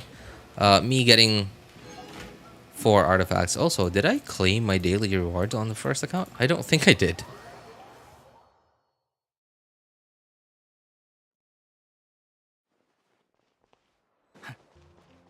I'm now wondering, what do you consider Gintama? Sorry, what was Gintama again? Let me check. Gintama. Oh, this thing. Okay, I haven't watched it. Yeah, I haven't watched Gintama.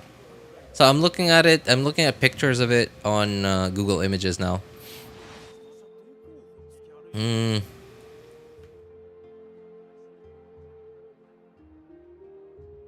Okay, all these different pictures that I'm seeing on Google Images now is they're sort of all over the place.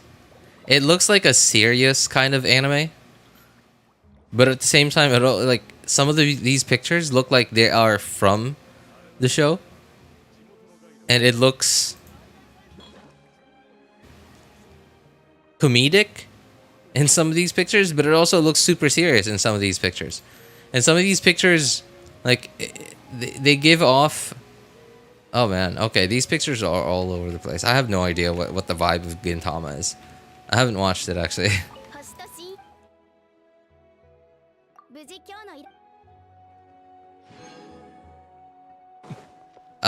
Speaking of this, like, mini subplot for every episode, it's the same, also the same reason why I really like Frieren. It's a very similar, like, way of storytelling as Avatar: The Last Airbender, where, like, there's this main plot, like, like, every episode, they're doing something to get closer to the main goal, which is gonna happen eventually. Might be at the end of this season, might be at the end of the next season, or the season after that. Who knows, right? But at least it's clear to us, that the viewers, that they are, in every episode, they are still trying to achieve the main goal. But every episode, there's like something that falls into their laps, and now they have to do this extra thing. But at the end of the episode, they're still remind us that they're still headed towards the main goal.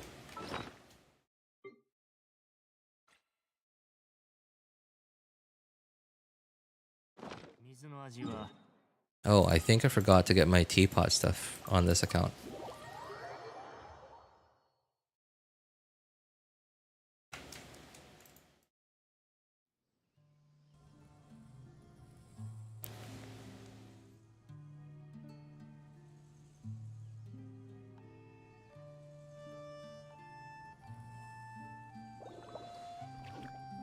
The only bald guy I enjoy seeing is Saitama. A bald child with an arrow on his head feels strange. Sirius and Gintama. And Gintama are never said together. Might sound crazy, but I think Avatar might be his favorite. It is definitely one of my favorite shows out there. Oops. Yeah, that I can be sure of. It is definitely Avatar: Last Airbender definitely is one of my favorite shows.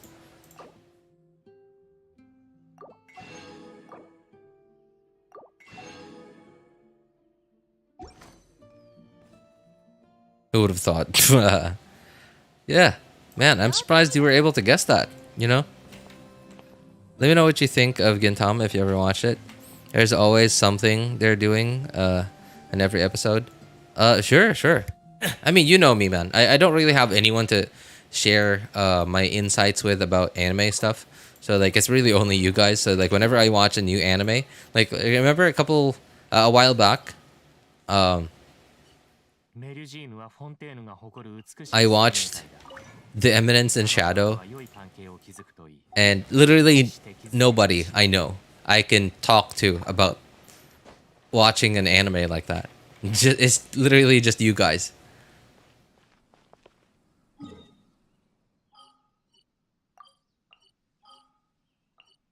Like, I know that The Eminence in Shadow, it isn't exactly... I wouldn't consider it to be like a super high quality anime. Like, it's good quality, right? Like the art style is great, the animations are great, fight scenes are pretty cool. But when it comes to like, it's not the most spectacular writing out there. The comedy is like serious but not serious. I'm atomic, yeah. Did RJ just call us no lives? Hey, hey, those are your words, man. Your words, not mine.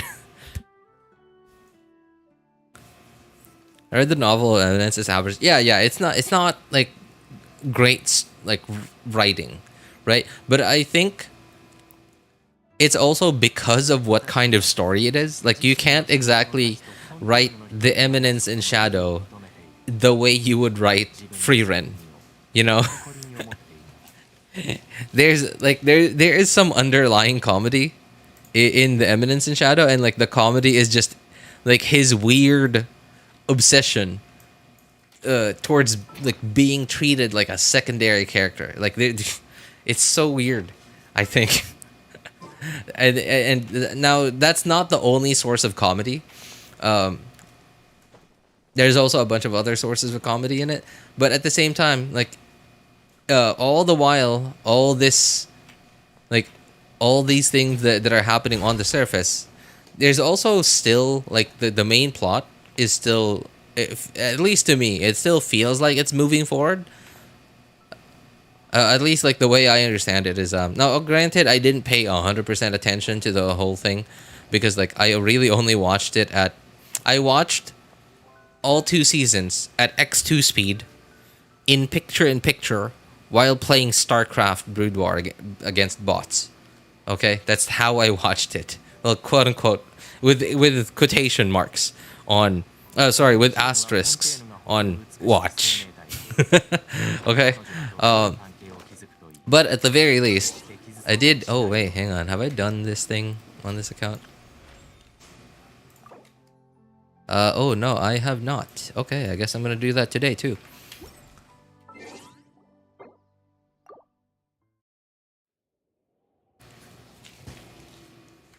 So, okay. I'm gonna come out with it. When I saw the first... When I saw this clip on YouTube of the scene in the first, I think maybe 30 seconds of the anime, and for those of you who have seen it, you guys know what I'm talking about. For those of you who have not seen it,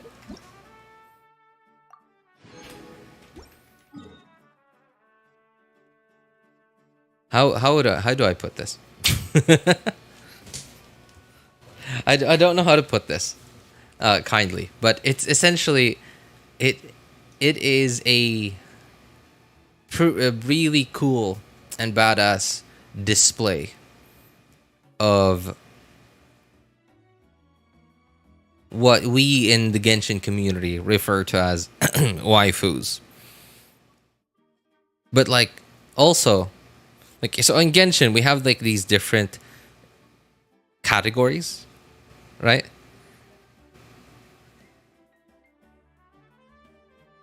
And essentially in the first like 30 seconds of the Eminence and Shadow, like it shows exactly that. All these different categories that fit different different people's exact preferences.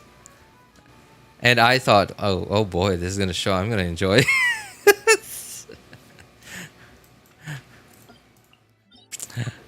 Now, granted, the storytelling, the writing, it certainly does not push any boundaries, but it's visually entertaining at times.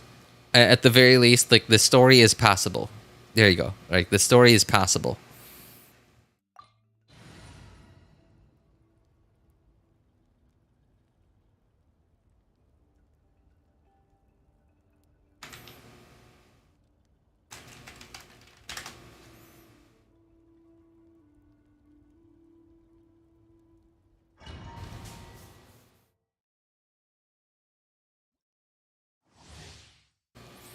RJ found real plot in Eminence and Shadow.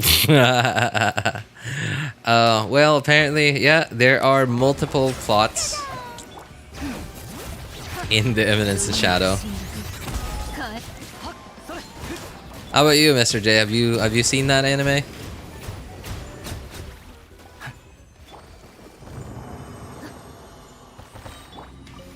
Eminence has many big reasons to watch it. Oh yeah, certainly. Certainly. Also, okay, so you guys know, so all right, you guys clearly have seen The Eminence and Shadow, and at least one of you even reads the novel. So Shadow, right? He has this weird, like, I don't know how to put it. Like, I can sort of relate to the guy, honestly. I mean, not the OP, like, super hyper talented part. Like, that's clearly not me.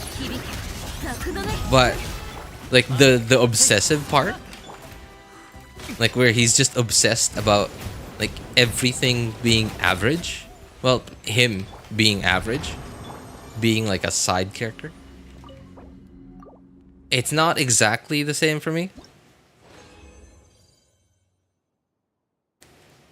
But I am very obsessed about not catching people's attention. I just want to live out my life without catching anyone's attention. I just want to be left alone. I just want people to leave me alone and don't bother me. When I ask for help, sure, okay, you can bother me. And when you ask for help, sure, I'll help if I can.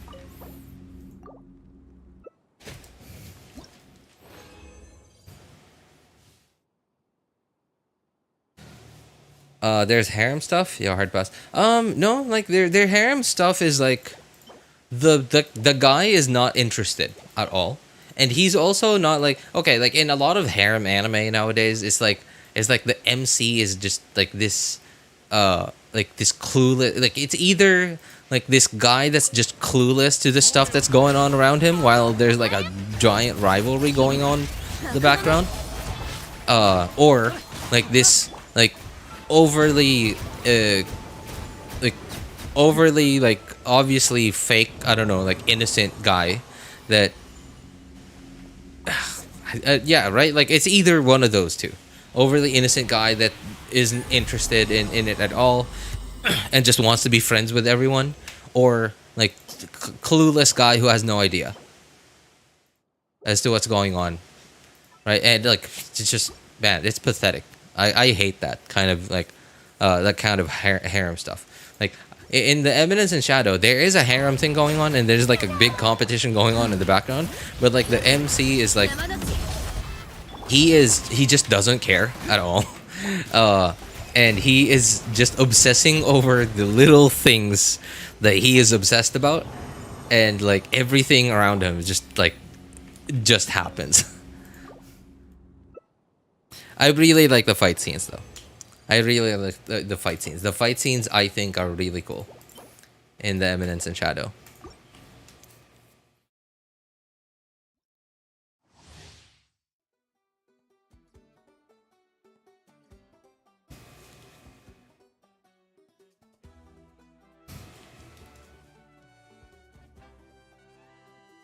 Solo Rizzling. Blue App, are you talking about the real one? The real one, or are you talking about the abridged version? Sister leveling. Oh my god. So apparently the jail leveling? What is it called? Prison leveling?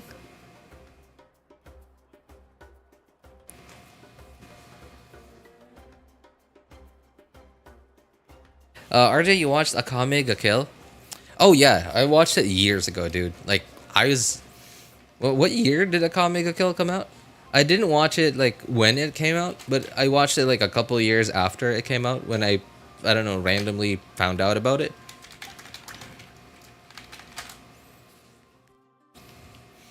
Uh, 2014. Okay. Oh no, not in college. I wasn't in college, but it was a couple of years after college. Yeah, first time I watched it. I watched it somewhere around 2015, maybe. 2010?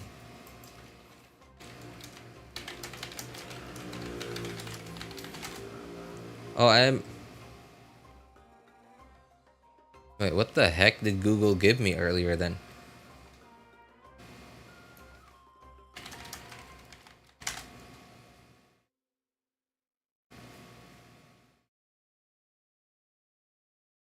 What?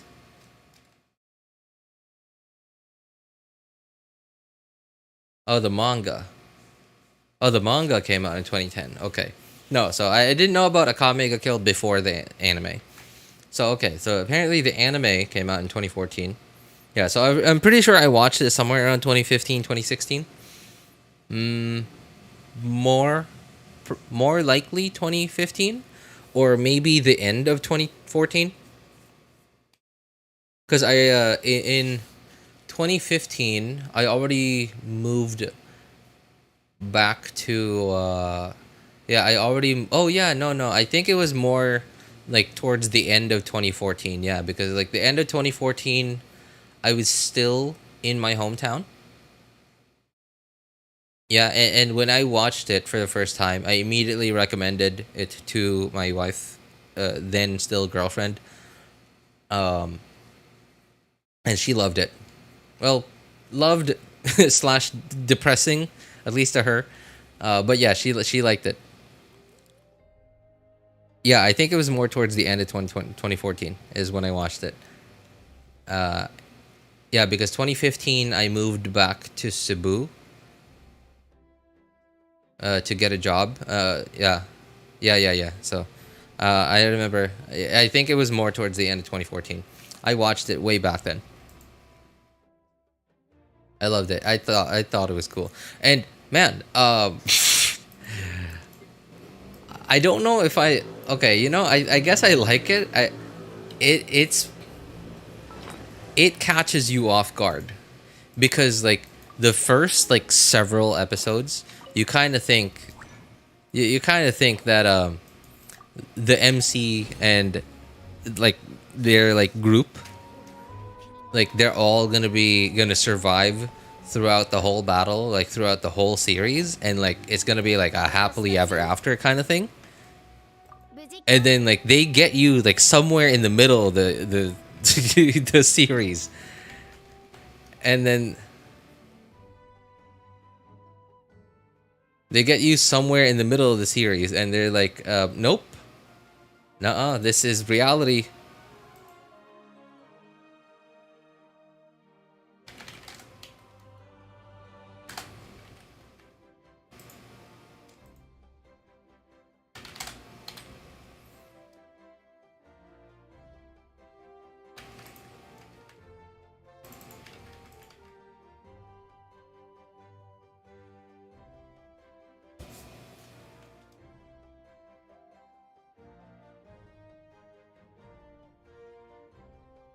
Jail route or daddy route. You know, my favorite episode so far of sister leveling has been furry route, because it was that scene when Jinwoo and what was that what was the name of that girl, like Jinna's classmate, I think.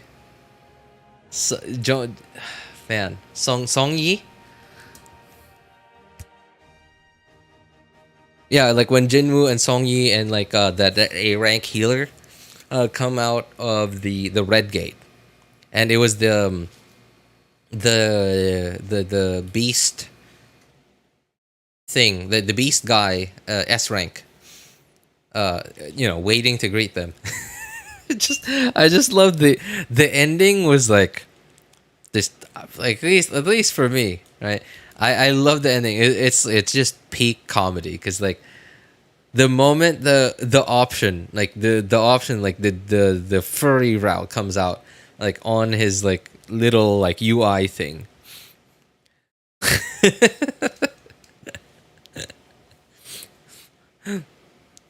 Well, what song is that? Buttons, yeah. So Buttons from shoot.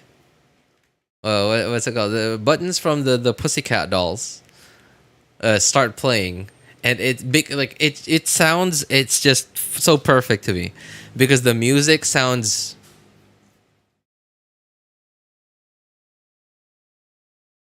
I get which moment you're talking about. Yeah, like the music sounds exotic, right? The music sounds exotic, and the idea of the idea of a furry route, it's like a quote unquote exotic. And then like the way he says what the frick is just, he's like confused and exasperated. He's just confused and surprised and like disgusted and exasperated, like all of that in just the exact way he says WTF at the end. And it's just the exact moment it cuts out. It's just so perfect at the end. Sister leveling is the thing. Yeah, like dude, Shinrin, my man, you gotta go watch it, man. On YouTube, look up the anime Boys. Boys spelled BOIIS. Look up the channel. Go into playlists. And then is it Riz leveling? What do they call the playlist?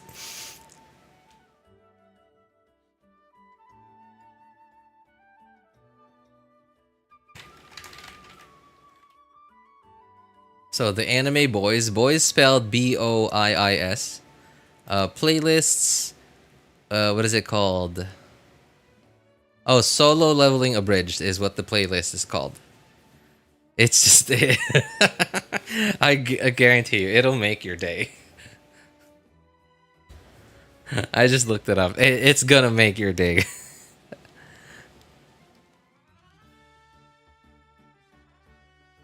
They even have they only have one video of it. They have so in their shorts a little while back, they uploaded it was a super long short. Like I think it's one of the, so recently YouTube updated its shorts thing, right? Like shorts used to only go up to 1 minute. Right, and like a little while back, a few months ago, I think it was last month or 2 months ago, they updated their whole shorts thing, and now you can upload shorts up to 3 minutes long. And they uploaded a a bridge, just one video. The Eminence and Shadow. It was when Shadow fought.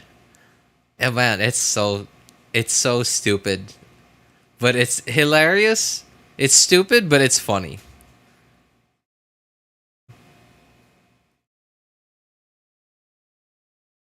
Sungjin and his sister, whatever. The furry route thing you're talking about, dude. Like you gotta watch it. Go watch the whole playlist, man.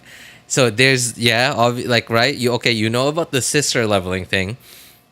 Go watch the playlist. There's so much more. There's so much more after Jinnah. There's so much more.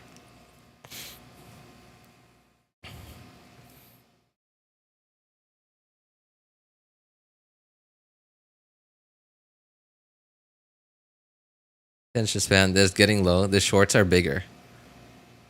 Yeah. The shorts really are. I think it was last month or 2 months ago. Shorts on YouTube can now be up to 3 minutes long.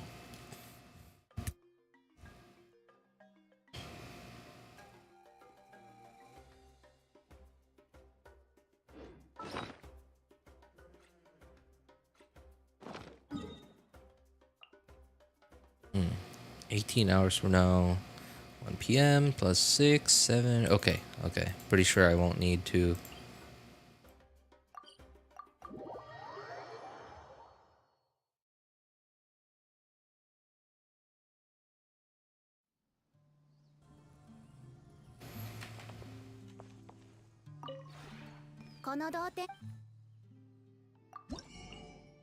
Why is YouTube even calling it shorts now? Might as well call them reel. Reel? Like on Facebook? I don't know anything about Facebook Reels. So, have Facebook Reels did Facebook Reels follow the TikTok / YouTube short thing where like they were only 1 minute long at some point? Or like were Facebook Reels always like longer than shorts, YouTube shorts and TikTok? Have you seen all the Teslas getting vandalized in the US? No, dude, what's going on? This is the first time hearing of it.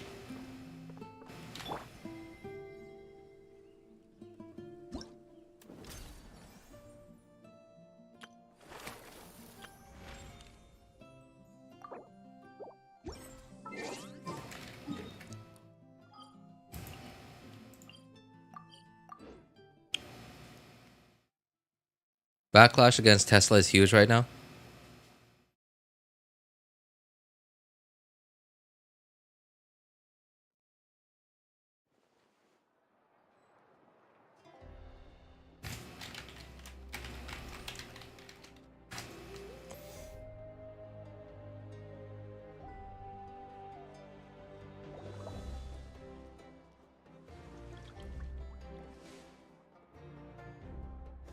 So does this have to do with Twitter getting cyber hacked or whatever?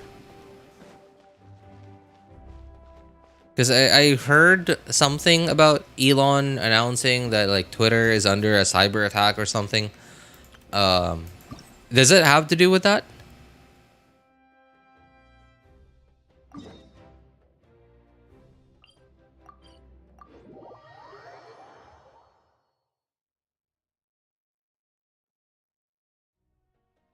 It's just hack, geez. I know. I'm trying to make it sound like I'm not that like I'm some dweeb that doesn't know anything about the internet and computers. No, okay, so that's his whole other thing then.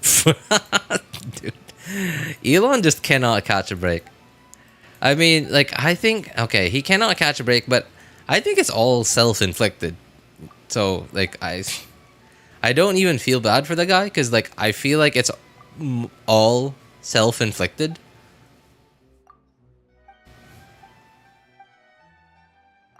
You achieved the exact opposite, RJ. Well, but you know, like, I'm not exactly a I'm not exactly like computer illiterate, but I'm no computer genius, so I feel like it's appropriate-ish. He has all the breaks in the world. He's the shadow president of the U.S. He really is. He really is.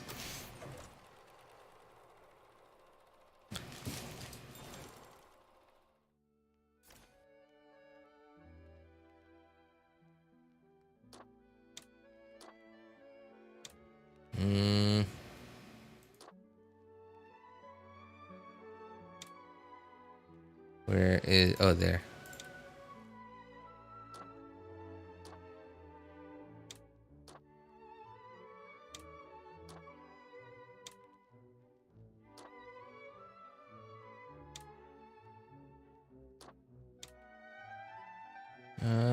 Okay. And... Where is it? Oh, there.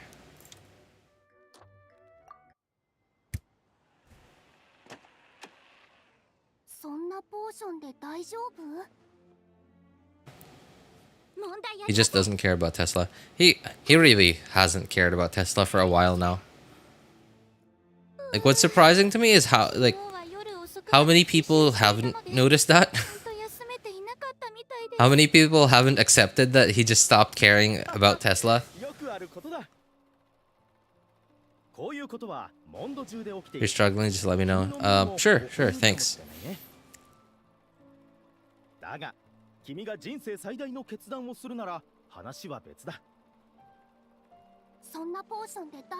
Not sure how I would struggle in a mini-game event like this, but sure, I appreciate the offer, man. I saved the solution to this event just for you. You saved it? How do you save it? How do you save the solution? Oh, you mean like the edit thing? Like, can you actually save that?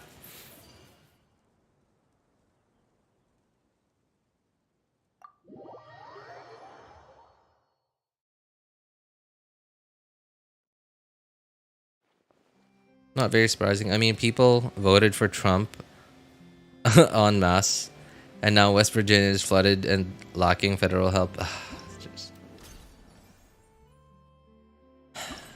You know, hey, Mr. J, you probably don't know this because like the Philippines is like a nobody on the center stage, right?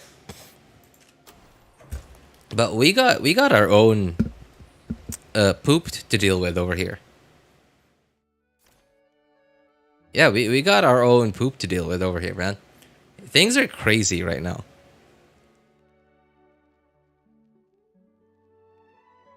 The Philly, what now?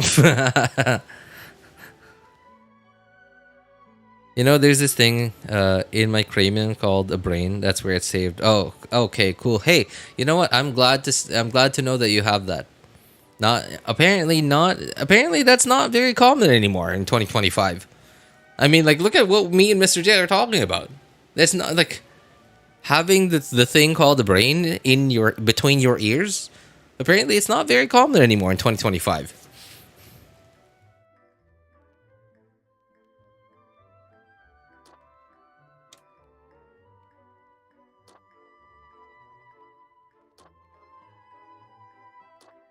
Oh, there. What was this again? Okay, Shun has poetry. Nope, the other one. There.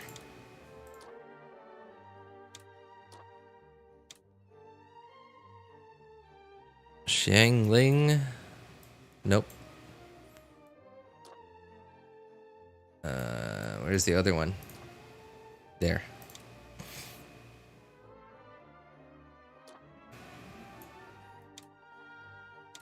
Oh.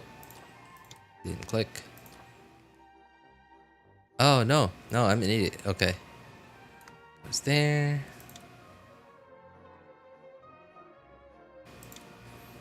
Hungry for a change. There. And then you go there.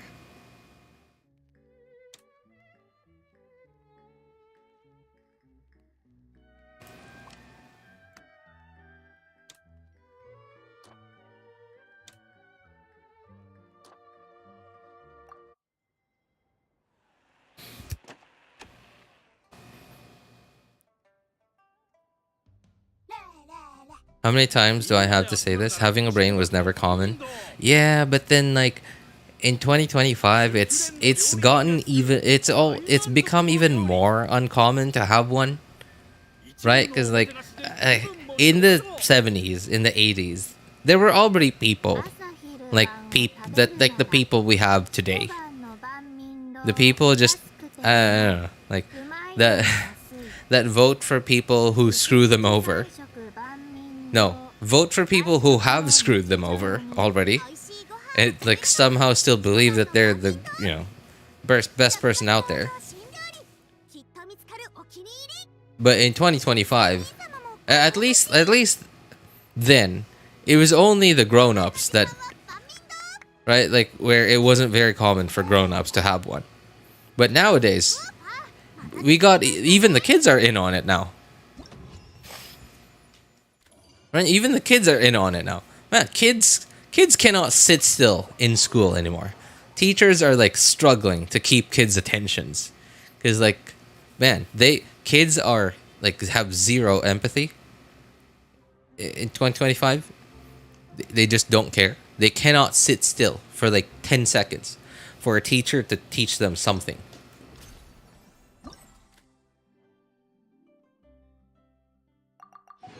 And on top of that, teachers are also, especially in private schools, okay? Especially in private schools, teachers are expected to teach way more advanced lessons than they had to teach back then to kids who have way shorter attention spans than than what kids had back then.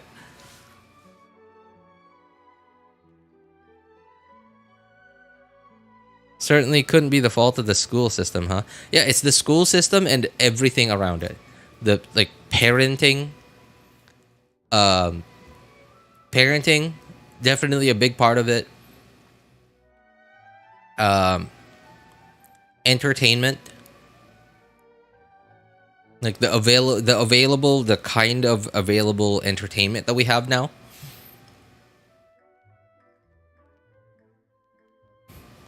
I remember so there was it was something that George Carlin talked about, this sort of a topic, similar to related to what we're talking about now about kids. He said something like, when was the last time what was it, like when was the last time a kid got to kids got to play in the yard with a stick? Right, kids aren't allowed to play out in the yard with a stick anymore. And like, it's funny, but I got to play with sticks when I was a kid.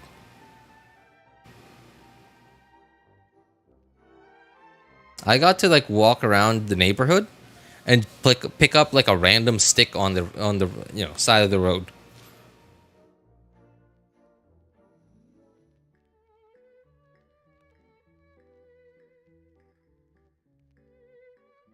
Congrats on getting to grow up poor, RJ. Yeah, like that's the thing though. I wasn't rich, but I also wasn't like dirt poor.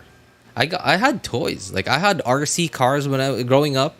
When like none of my neighbors had them. Well, except this one really rich kid though, like who was also one of my childhood friends, who now lives in Vienna, I believe. I don't know if he's still in Vienna, but last I heard he was in Vienna.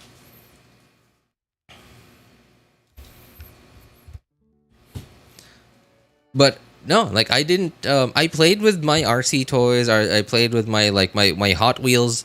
I played with my Goku, action figures. And I watched TV. Like we had cable TV. Not all my neighbors had cable TV then. But I thought it was more fun to go outside and play with other kids.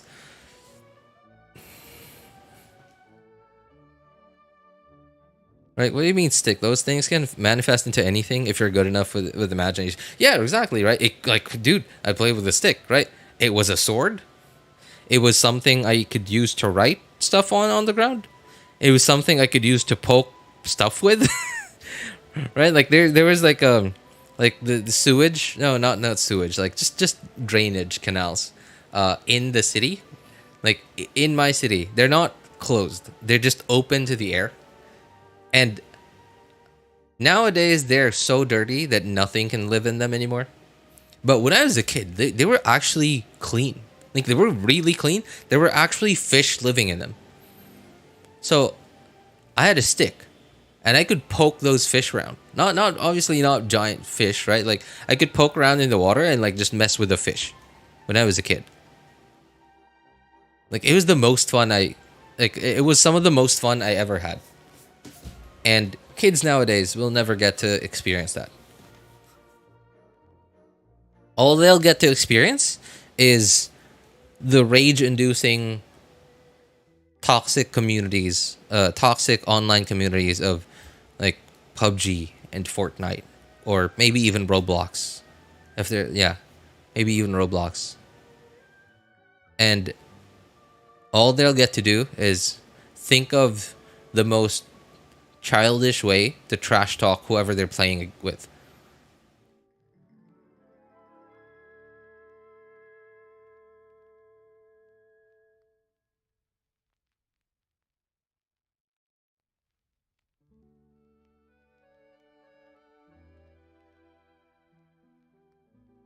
Power of stick is only limited by your imagination. Yeah, exactly. Right? Oh, you know what else we used the stick for?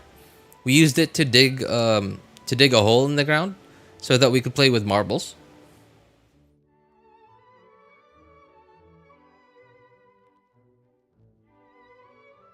We also used the stick to draw a line on the ground to draw where the start. Well, okay, man, this is a bit hard to explain. It's like a local game. It's a local game, the local Filipino game. I'd have to explain like the rules of it to be able to for this to make sense. But like essentially, well, we use sticks to draw lines on the ground. Oops.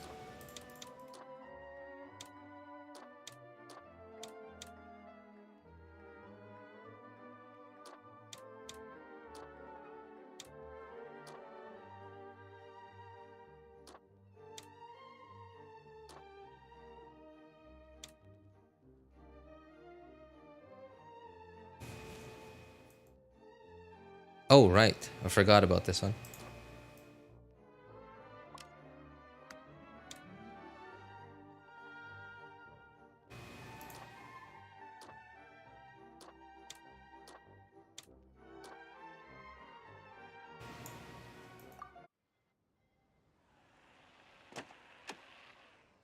The fish be cursing RJ so much. Yeah, I think I'd take that any day over. Like, okay, here's an example of how dirty these drainage canals are in the city now. So I've mentioned on stream before that the street I live on right now is literally 1 block away from the street I grew up in when I was a kid. The apartment that I grew up in, that we lived in when I was a kid, it's been torn down because like it was a really old building, and the owner is like rich enough that they didn't care about it anymore. Well, the original owners were like really old. I think they're dead now already. Like God bless their soul. I don't know like where they are right now. Last I heard was like 10, 15 years ago. Apparently like they were retired and they were like living in Las Vegas or something. Just living in casinos, as you do as a retired old dude with a lot of money. And their kids are so rich that they just the lot is still empty nowadays. They aren't even using it. In fact, the neighbors are using the land now. Probably, very likely without their consent. And so which means, yeah, like I could see the same drainage canals. Obviously they've been redone from like about a decade ago or so. And they're much bigger now. And the street that I grew up in is and like for some reason it's just that one street. Like you walk a block away and like it's no like you never ever experience a flood 1 block away. But just that one street, just that one intersection near my house, the house I grew up in, was very flood prone, prone to floods, and we often had floods there. And the water then, when the when it was flooded, right? Like when that street flooded, when that intersection flooded, the water was always brown. It sometimes got up to about halfway to my knee,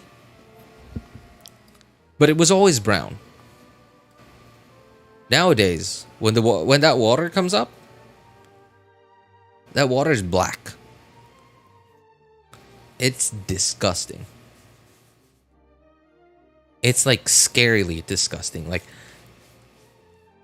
I don't like so most people would probably find like falling over in a muddy puddle, right, to be disgusting. And like sure, of course, I find that disgusting.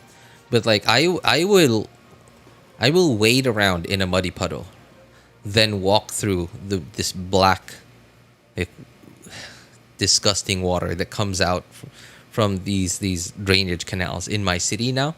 When the water comes up, when it floods.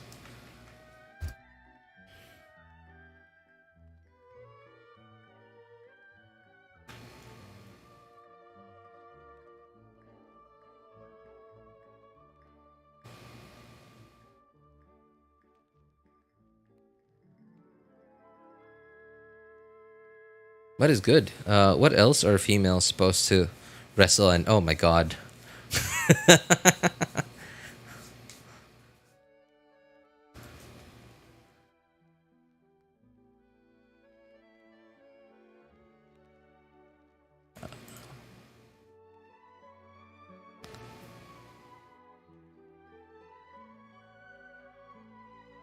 By her desk. Where's the desk shot? Oh, there it is. Okay. Messenger arriving. That would be this.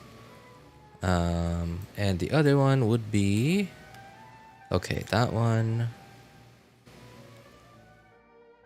4 to 7. Yeah, okay. So it's... Station. The other one that says sorry. And then something focus. Focus. Something focus. Oh no. Reply from Kali. Okay, so no. The reply from Kali is there.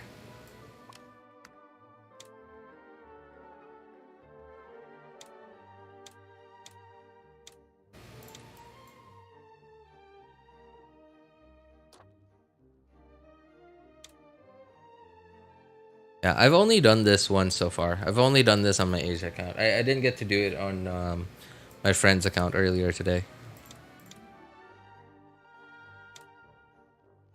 Reflects.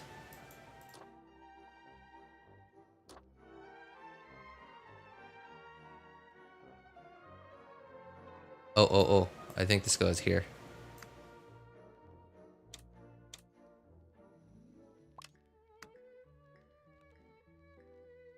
To 7. Oh no, so that goes here.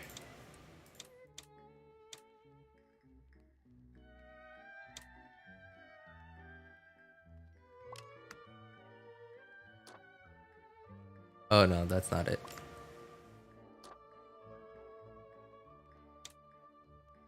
Initial irritation, and then this maybe.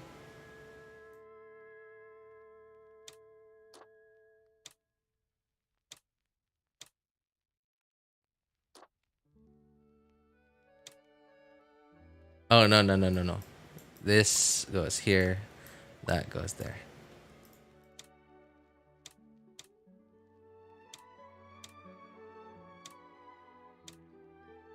Okay. Yep, there it is.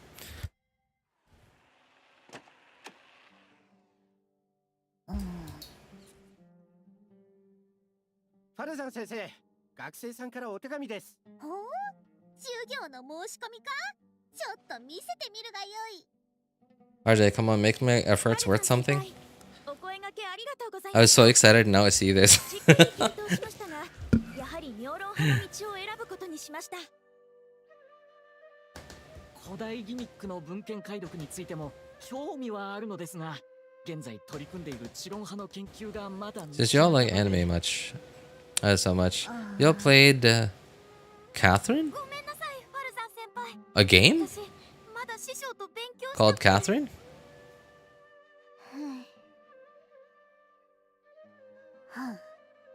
どいつもこいつも自分なりの道があるようじゃな。己の道があるのは Paid game and me broke. Well, there's more than one way to play a paid game while being broke. Yeah.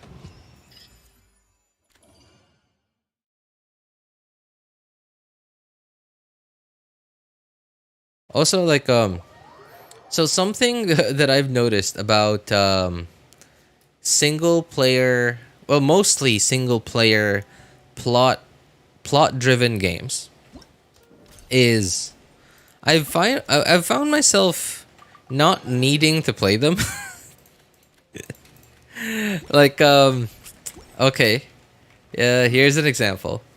So, Warhammer 40K. Right? Pretty good game.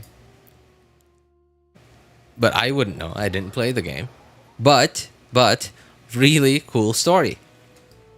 Because I watched it. I just watched it. I just watched the playthrough of it. Like, no, not necessarily a playthrough. I only watched like somebody's upload of like all the cutscenes. And like literally zero gameplay. Zero gameplay in the footage. It was just all the cutscenes stitched together, and like I didn't need to play it. 40K? Well, I don't know which Warhammer it was then. I don't even remember the main character. Wait, what was the name of the main character? It was the one where like the main character was this sort of like banished. What are they called again? Marines? No, I don't know what they're called. Banished Marine. Like he was like left alone on that like one planet, and then like he was about to die. Like he was left there to protect this like installation. Space Marine 2? I don't know if it was Space Marine 2. Like I didn't really pay attention. It was the one where like he was assigned, like he alone was assigned to protect this like installation on this one planet where like it was just infested with like mutants or aliens or whatever these things were, and like just as like the installation was about to fall and like he was about to die, like they came in because they needed him to come back to duty, and then like that was the beginning of the plot.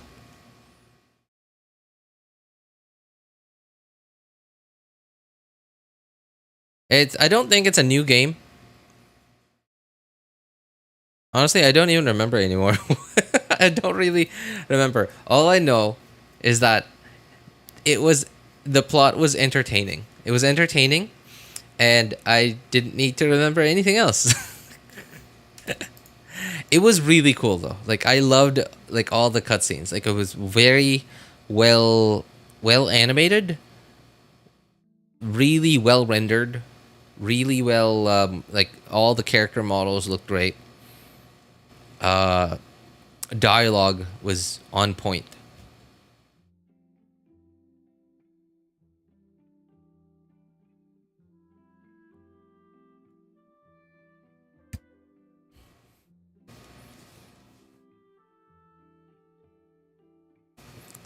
Playing Catherine is so fun. She's a great DPS. I spent quite a lot of primos on her, but I really don't like how she always goes in Astra. Always goes at Astra. At Astra Abyssosque. Well, she doesn't say that on me for me. She's Japanese for me.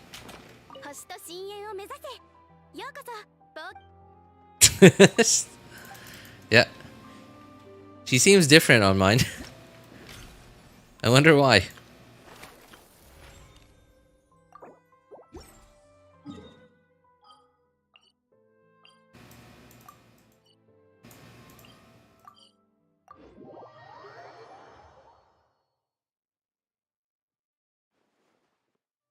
Watch Catherine. There's a ton of endings. Oh, is it one of those kinds of games? Where like you can like there are multiple different endings?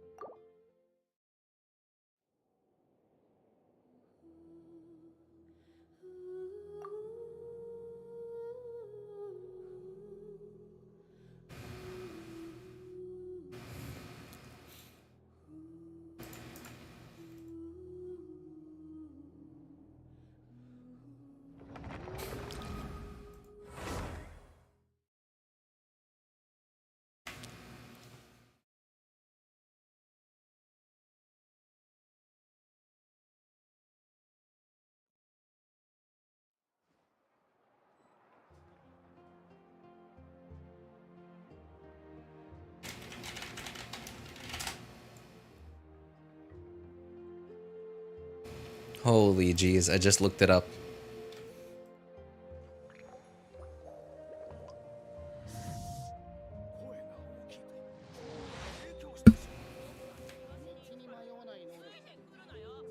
What the heck is this game, dude? What is this?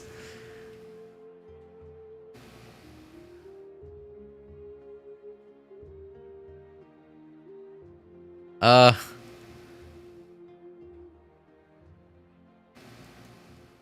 私は自身の仕事の価値とフォンテーヌの人々がなすことの意義を認めている。Okay, I'm looking at I'm looking at pictures of it on Google Images and like, what the heck is this thing?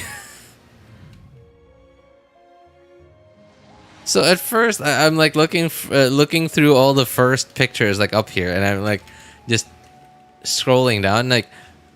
So first few pictures are like, okay, is this a Sims kind of game?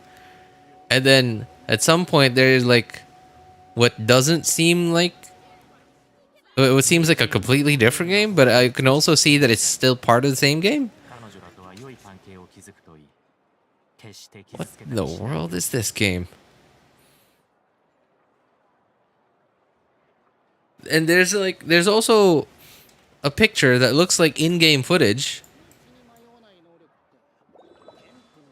but it's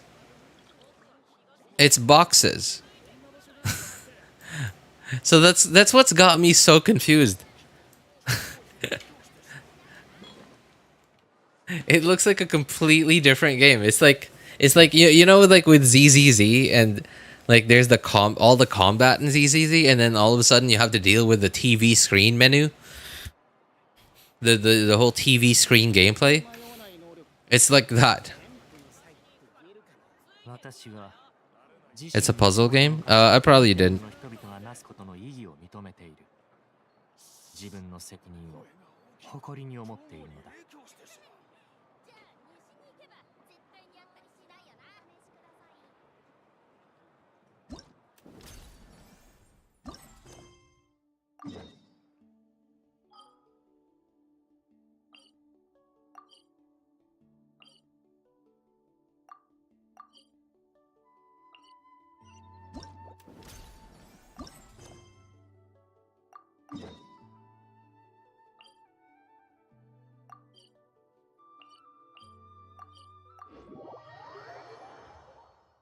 They removed the TV screen from ZZZ Arte. Yeah, I heard about that. At first, I heard that they reduced how much time people had to spend in the TV screen gameplay thing, and then a bit later on, I heard that they completely removed it.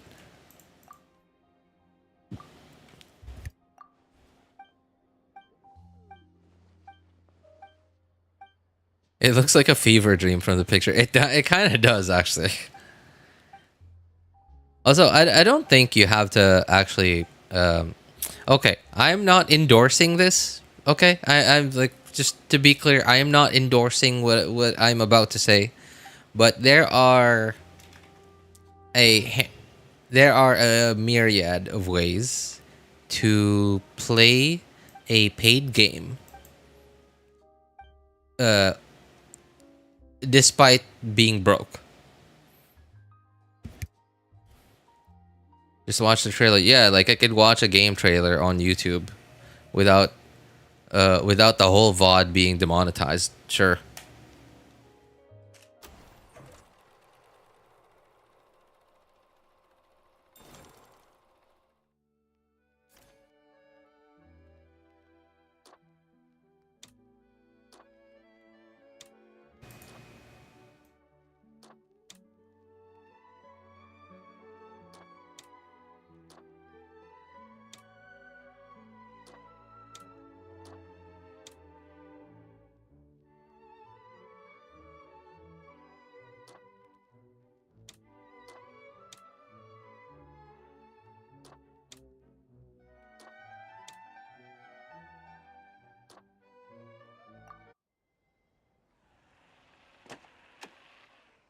そんなポーションで大丈夫？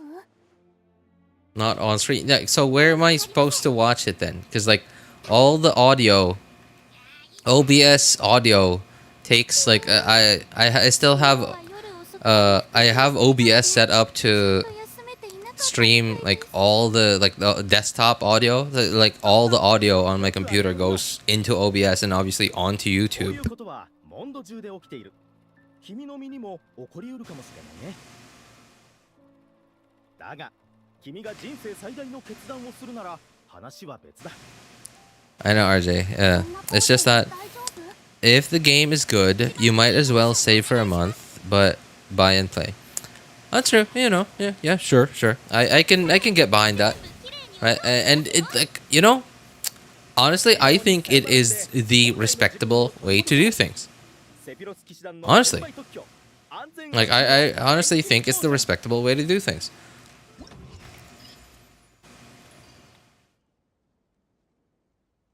So, but like ever since all this so I don't know if you guys have heard about this whole thing about Netflix. Like, so okay, you pay for Netflix, right? You pay a subscription. You don't pay for it once. You pay for it every month. And you get access to, a lot of content in 4K, right? In quote unquote 4K. And somebody made a video on this. So apparently, when you watch something on Netflix in 4K, it's not actually 4K. Like in the video that I saw, they sourced the same video, or I think it was a movie, I don't know what it was, from outside of Netflix, and it was truly a 4K copy of it, and they played the same content on Netflix on a 4K subscription, and the difference in quality was like night and day. The one on Netflix, and they could prove it too, that it wasn't actually 4K.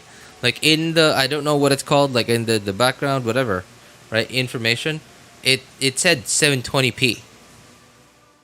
And it was not 4K, it was at 720p.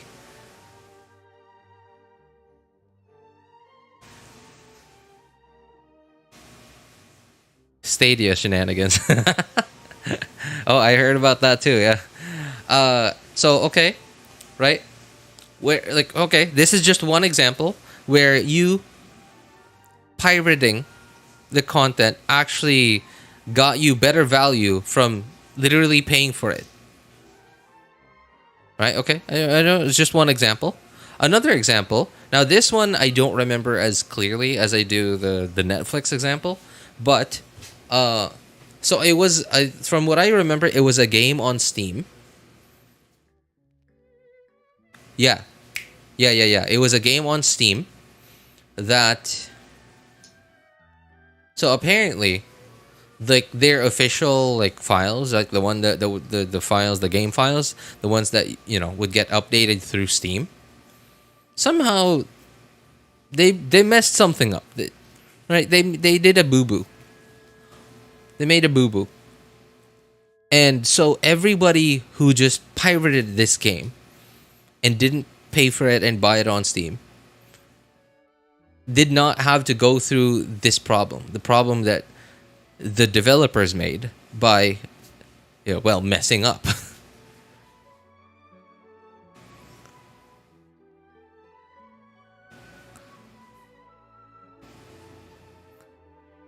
Can't Netflix get in trouble for that? You can't just lie about your subscription. Yeah, I know, right? Like, what are they gonna do? Gonna pay a fine? If if it happened in the EU might have maybe potentially could have I don't know, somehow tried to do something. I mean, like, like they're like, at least like the EU is not great, right? Like they're not perfect, but hey, they got Apple to switch to USB-C. That's something, right? They got Apple to switch to USB-C. So like, you know what? EU may not be perfect, but hey, they got something done.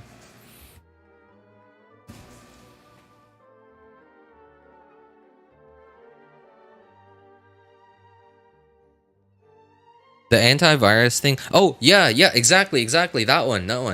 I don't remember exactly which game, and like it was something like that. Yeah, right. It was an antivirus thing. Antivirus. I think maybe anti-cheat kind of thing. Man, I don't remember the details anymore, but it was a while back.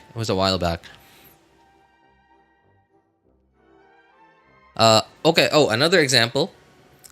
Sony. What do you mean the EU ain't perfect? It's paradise compared to the most of the world. Yeah. I mean, like, again, it's not perfect, right? Because like they are slow AF to do anything, but at the very least, they get stuff done. Like they really could be a little faster, But hey, I get it. That's a bunch of countries trying to, like, it's not easy to get a bunch, like how many countries are part of the EU? I have no idea, right? But trying to get a bunch of countries to like agree on this and that. This is good. This is bad. We should do this. We should do that. It's like that takes a while, right? So like, honestly, they do way better than literally like the U.S. Okay, technically, the U.S. is one country, but like because of the way it works, it's sort of like 50 countries in like under one, because like each state sort of operates like its own country. But it's at the end of the day, it's one country, and like it just feels like they can't get anything done.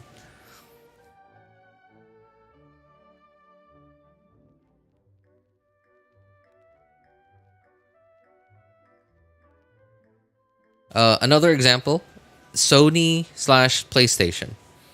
So, I had no idea this was a thing, by the way. I had no idea you could buy movies on the PlayStation. I'm like, what? I don't know. It just blows my mind. Like, I had no idea you could buy movies on the PlayStation. So, like, when I heard about it, it was like, what? You could do this? So, and this happened somewhere in 2024. I don't remember exactly when. Sometime in 2024. Sony's license deals with a few, I guess, studios or like IP owners or whatever, right, expired. And obviously, well, Sony didn't want to pay for to renew those licenses, right, like distribution licenses anymore, especially because, yeah, I don't know, money, I guess, right? So these movies that people quote unquote bought through the PlayStation Network on their PlayStation, they couldn't access it anymore because it wasn't, like Sony didn't have the rights to distribute it anymore, even though the people that paid for these apparently, quote unquote, bought it. Just because Sony's deal with whoever owned the IP, is gone, is done. The guy who paid for it, quote unquote, bought it. He should own it, right? And like people were so mad about this because like they were comparing it to like when you like back then, right? Like when you bought a VHS or a DVD. VHS, dude. Well, right? Like when you bought movies back then, you bought a VHS, you bought a DVD or whatever it was, right? Like you bought a Blu-ray. When you bought it, it's yours. Nobody, like Sony can't break into your house and take your DVD anymore, right? Like they can't break into your house and take your VHS, all your tapes. Like it's yours. You bought it.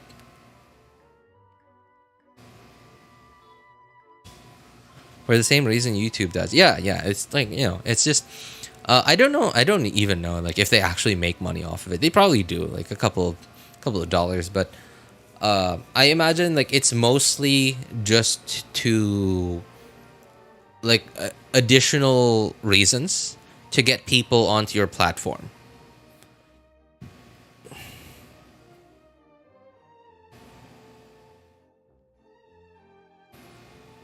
Was just shocked Sony also does it. Yeah, I had the same exact reaction when I heard it for the first time, man. I was like, what?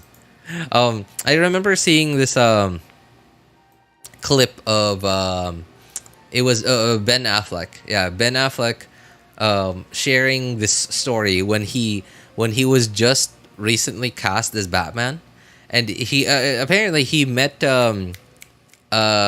Christian Bale in public, like like he was trying to do research on the Batman, and he met Christian Bale in a comic book store while he was trying to do research for the Batman. And then like he was doing like he was trying to do an impression of British Christian Bale, because like Christian Bale's British, right? And then like he mentioned that he mentioned that he saw Christian Bale, and he was like, Christian Bale's British? And like I was surprised too when I found out about it for the first time, because like his American accent is like perfectly like normal American accent. I had no idea it was actually British.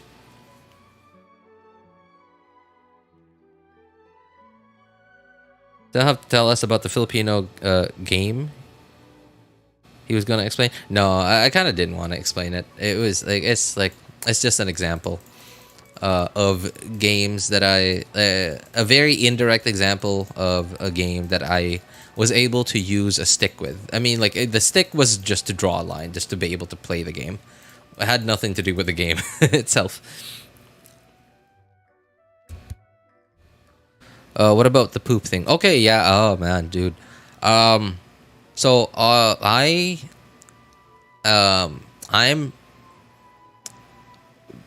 I kind of just don't really care about politics, and I don't know, man.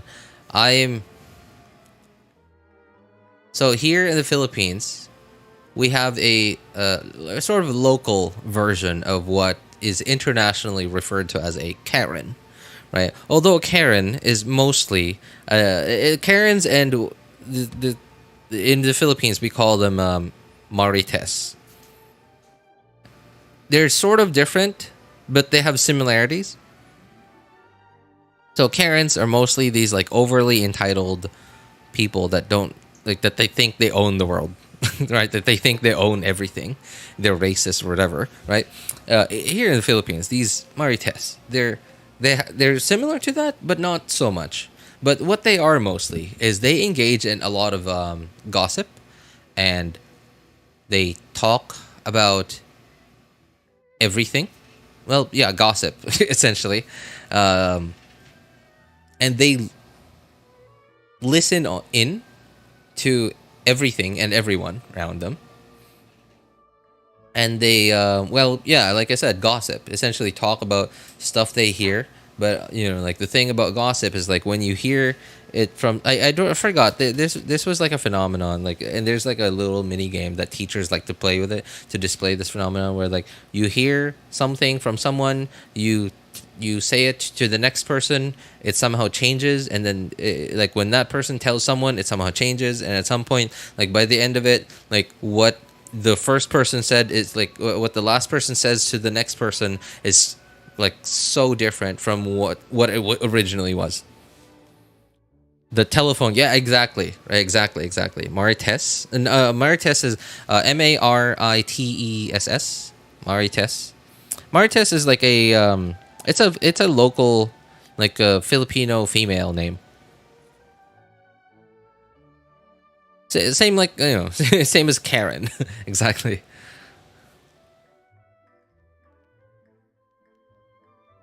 So I am the complete opposite of what that is.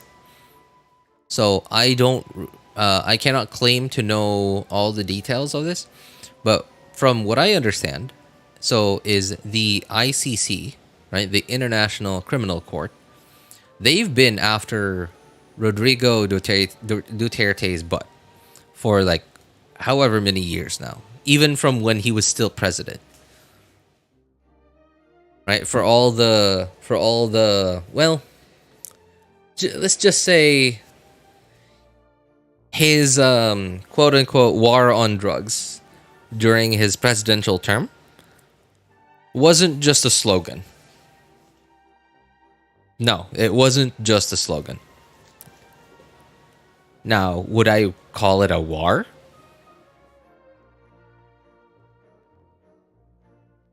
No, I wouldn't call it a war. But it also wasn't too far off from a war.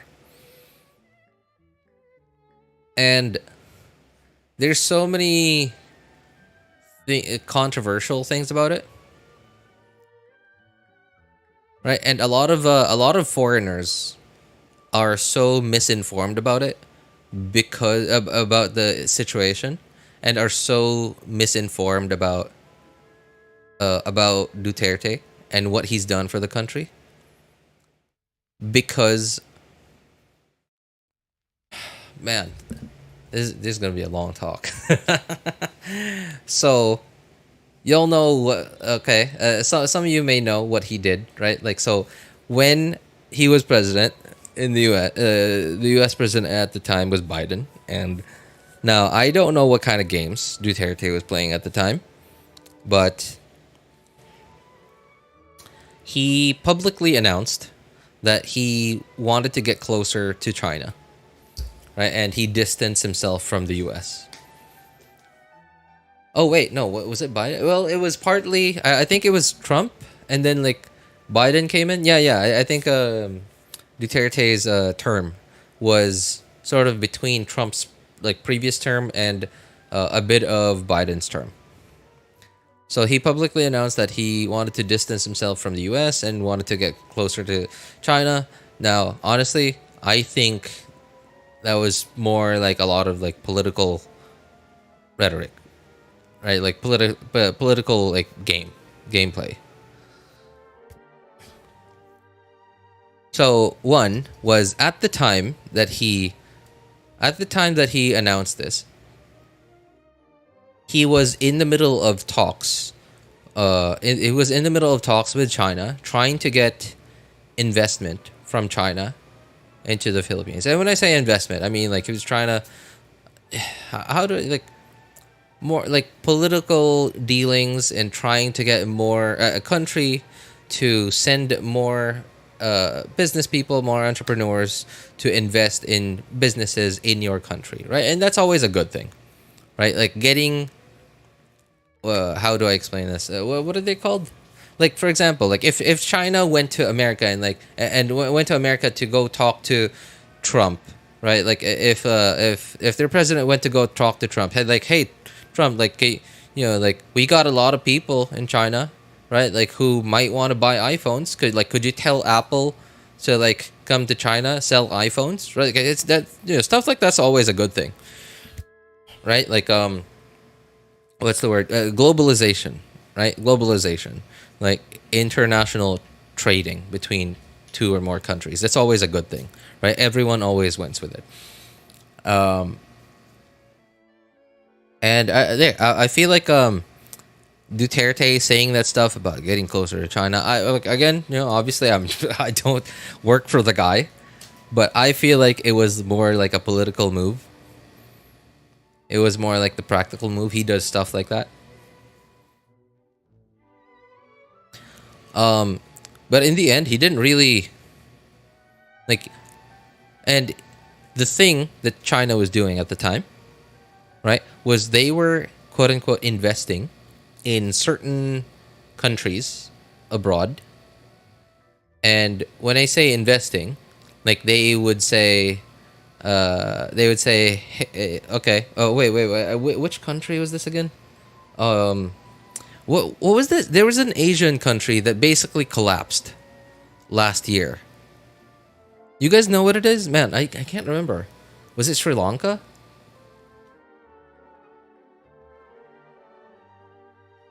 I think it was Sri Lanka.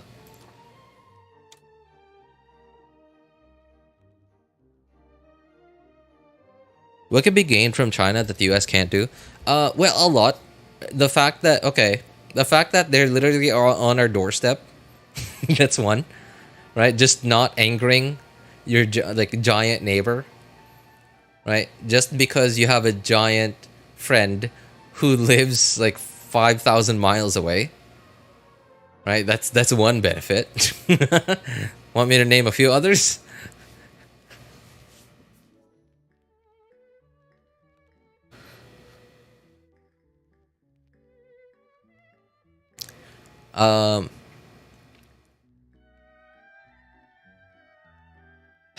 Man, okay, so China was on this whole like Belt and Road thing, right, where they wanted to establish a good like trade route, like global trade route for China. And China, clearly they already have a good global trade route, right? But there's a problem with this trade route. Somewhere around Singapore. So somewhere around Singapore, like from China, like all the way from China, like straight, like at their doorstep, right? With Korea, Japan, so between Korea, Japan, Taiwan, the Philippines, and a whole bunch of other countries going towards the southwest here, like Vietnam and all those other countries towards Singapore, right? So a lot of the trade routes from China go through the South Asia, right? Like the West Philippine Sea, South China, the South China Sea. Go through there, and then through Singapore into somewhere around the Middle East, right? Towards like somewhere around Egypt, right? And then like on to Europe, right? And then after Europe, there would be then would be to Europe, and so on. And then back and forth those routes. The problem is, so the US has so much pull in those areas, especially somewhere around Singapore, right? Like in that area, in that part of the world, there is I forget the name of the specific part of the route. They had like a special name for it, but it was like a place that if China and the US suddenly disagreed with something, that the US could easily put China into a chokehold, like their economy into a chokehold, because they wouldn't be able to export anything, they wouldn't be able to import anything, just because the US could easily take control over this like area somewhere around Singapore, the sea somewhere around Singapore. And so China started to, well, obviously as a country, right? Like you want stability. China had very big loans to its many small countries. Yeah, exactly. That was the thing that they were doing, right? Yeah, and there was one country specifically that, but it wasn't their economy didn't collapse because of this whole like China loan thing. Like that wasn't China's fault. That was entirely the country's fault. They had no idea what to do with their economy, man. I'm pretty sure it was Sri Lanka. Yeah, Again, I don't think it had anything to do with their loan to China or anything. But it certainly didn't help either. But I don't think it's because of that. I think it was purely just down to mismanagement. But there is another thing that was going on. Like there was this other country somewhere in Africa where like they promised like, hey, we'll build you a port, and if you allow us to build a port in your country, that will allow you that will make it so that your country will now be good candidates for international trade, because if we build you a nice big port, big ships can come in, and if big ships can come in, like they probably, right, like they did all of this, and makes sense, right? Makes sense. If your country doesn't have a big port, then obviously there's no way, there's no chance that any merchant ships are gonna ever consider going to your country, right? Because like they can't even go there physically. But if they can't pay the loan back, then China just takes control of whatever they built. Right? Like, so, man, that's okay. It's, it's not an unfair deal. Didn't Myanmar have some issues, dude? A lot of Asian countries have a bit more than quote unquote some issues. Yeah, but I'm sort of, I'm pretty sure it was Sri Lanka. Yeah, I'm pretty sure it was Sri Lanka whose economy essentially just collapsed.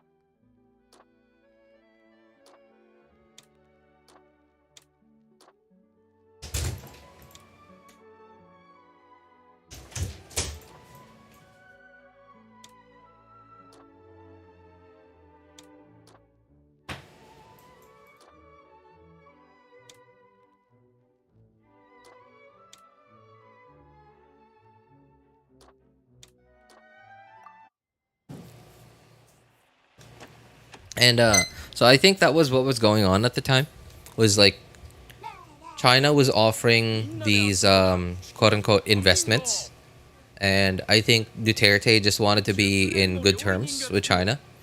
So again, it's a very like political play kind of thing. It's like one of these like political quote unquote games, right? But obviously, I have no way of proving whether that's why he did that or not. But it's also just really annoying, like when Duterte was just trying to fix the country, because like Mr. J, you have no idea what it's like here in the Philippines. So just in my city alone, right, it is, everyone knows that people do drugs. Everyone knew that the mayor and his entire family that ran the city for like several decades, right? Technically, you're really only supposed to be mayor for like one term, and then like I guess you could run, and then like if you win again, then sure, right? But then like essentially what they were doing was like they were alternating between the dad and the daughter to become mayor of the city. They controlled crime. They owned the crime in the city. They owned all the drugs and all the police in the city. The police in the city were essentially useless for decades and decades. There was, I said, like, sure, I guess there was a police. What did they do? No idea. No idea. Nothing is what they did for several decades. Right? And everyone knew. Not just people here in the city. Right? Everyone. Everyone knew. Like, dude, I went to Manila in 2014. And like every now and then I would get into a conversation with somebody. I would bring up which city I was from, and like they would immediately be like, "Hey, isn't that city like that place with all those drugs?"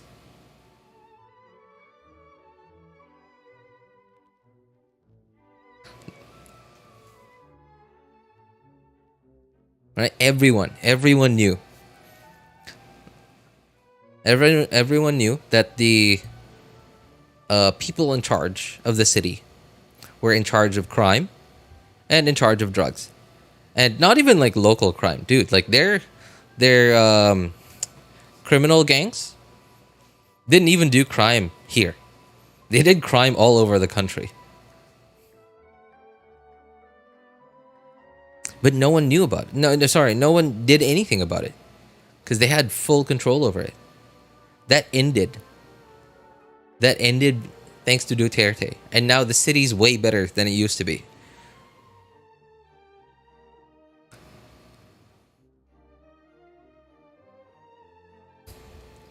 Now, granted, the city, like obviously, no politicians, perfect, right? But at the very least, the guy, the family, by the way, this is just a thing here in the Philippines, okay? When you become mayor or like the governor or like the president or whatever, right? It's never just you. It's you and your entire family. It's like it's always like that, right? Like when you become mayor of a city,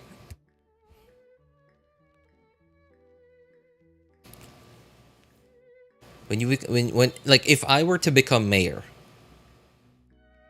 guaranteed my son is gonna, like, if my son's old enough, my son is like guaranteed to become something, right? He's gonna become like, I don't know, like a barangay, by the way, is sort of like a like local term for like town, like a barangay captain or like maybe a city council.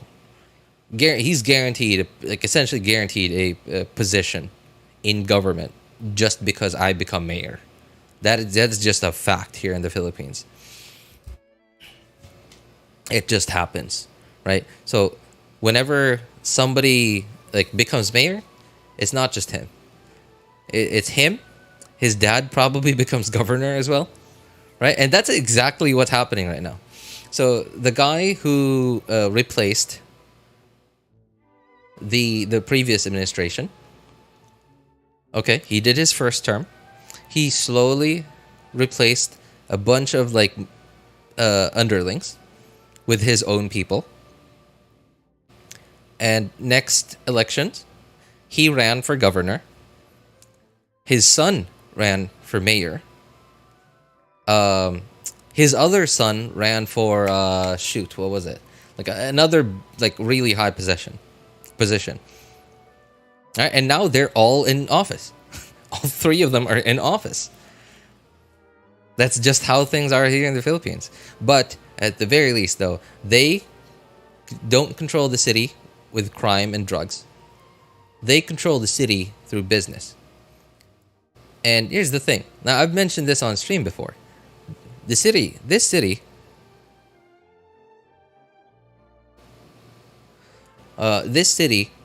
is one of the first places in this part of the country that got named a city because it was the most prosperous at the time. But that was like, I don't know, decades and decades ago.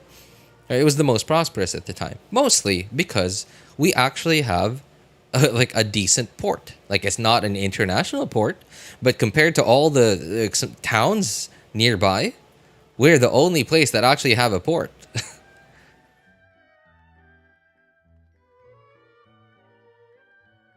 But the city just stayed the way it was for like, what, 30, 40 years. Nothing happened. No growth whatsoever. Right? But like ever since these new guys came into town, again, thanks to Duterte, if Duterte hadn't gotten rid of those, like, well, other guys, these guys wouldn't have been able to come in at all. Right? These guys are really focused on business. Now, granted, they're lining their pockets as well. Sure, right? Like, obviously, would they be politicians if they didn't do that, dude?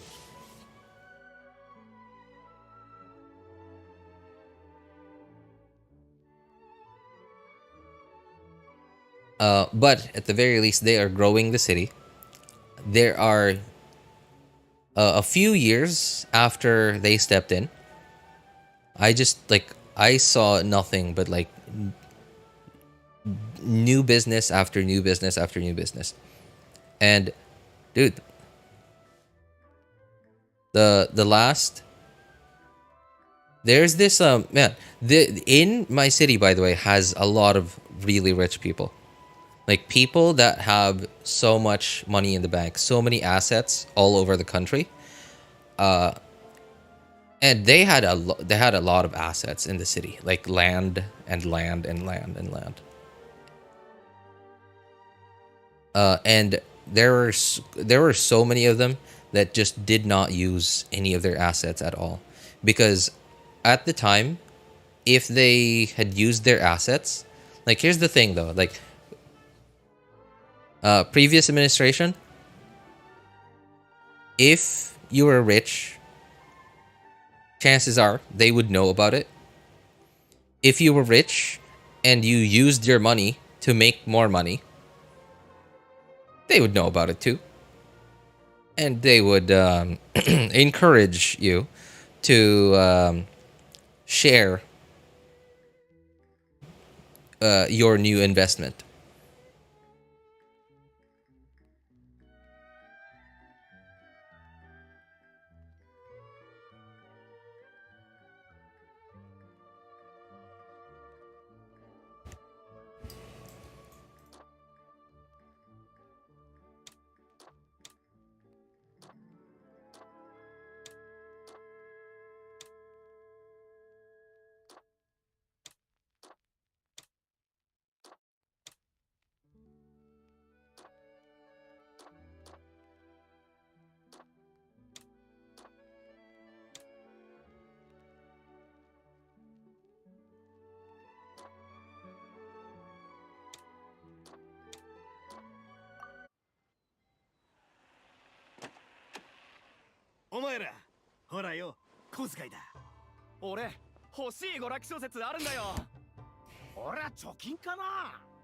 So yeah, that was the reason why all the rich people in my city never ever invested their money into the city. Instead, they decided to invest all their money outside the city because they were afraid that they would be forced to share more of more of their wealth.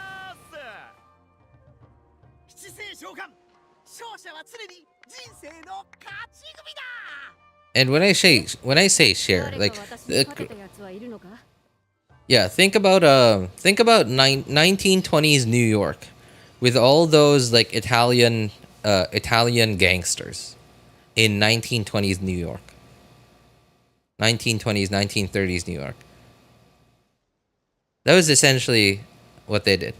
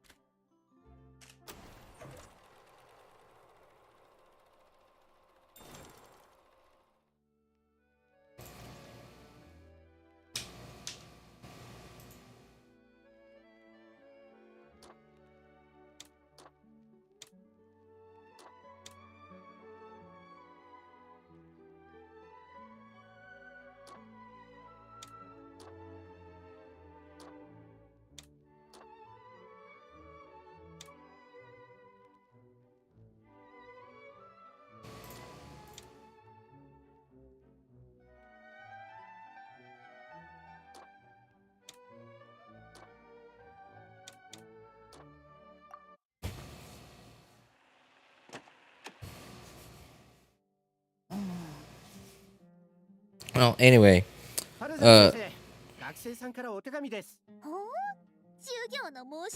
was born in 2006. How would I know how New York was 80 years before I was born? So essentially, these mobsters, right? These gangsters, like they pretend to be businessmen, men of business, They pretend to quote unquote do business with you. But what they do is they extort your business for money by saying that, hey, we'll protect you. We'll protect your business as long as you give us X amount of money every month. And they refer to it as protection money. When what it is if you don't give them money, they send some goons into your establishment and mess things up. Yeah, security fees essentially.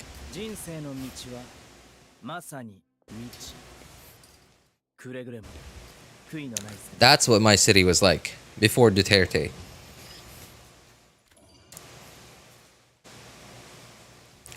Here's another thing. Right? Here's another thing.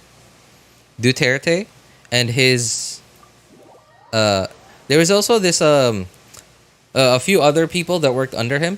Also one of his lawyers who eventually now apparently is also a senator.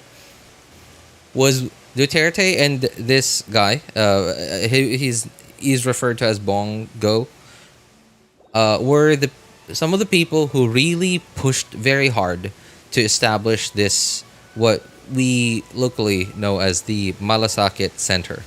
And what it is essentially, it is like a government funded, how do I describe this?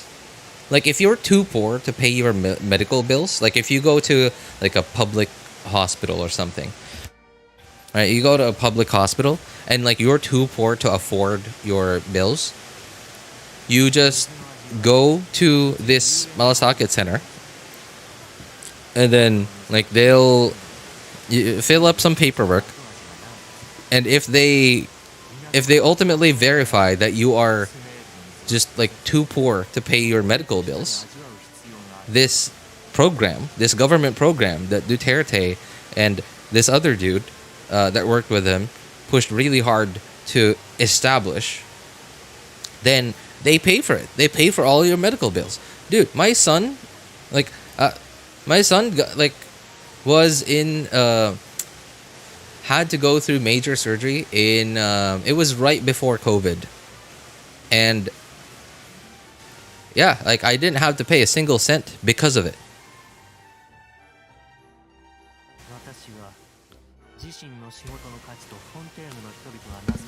So, and I think what's going on is why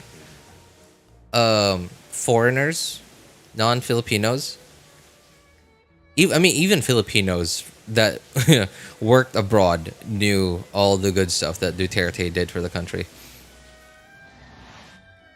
But all the foreigners have this, have been informed by Western media that like, oh, Duterte killed all those people. Like, what did he kill? Like people, like gangsters selling drugs,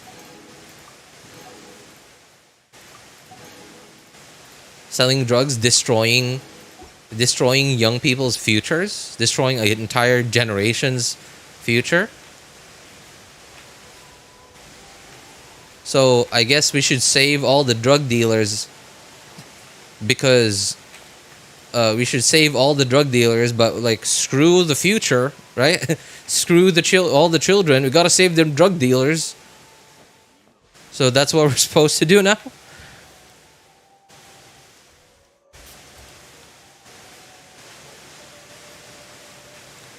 Well, here's the thing, Mr. J. That's already been a thing.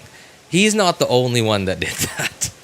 That's already something that all politicians do and did. It's just that he was the loudest. And Western media was just, I don't know, like what? Like maybe like Western media just somehow hated the guy. Maybe it was because, here's something that he did too, right? Here's the thing. The Philippines isn't even a member of the International Criminal Court anymore. Right? Because Duterte, well, you know, obviously he's a politician, so he knows what to do. Before he got started on fixing the country and cleaning up the drugs in the country, he withdrew the Philippines from the International Criminal Court. So not even under their jurisdiction anymore. And here's the weird part though, right? Here's like, right.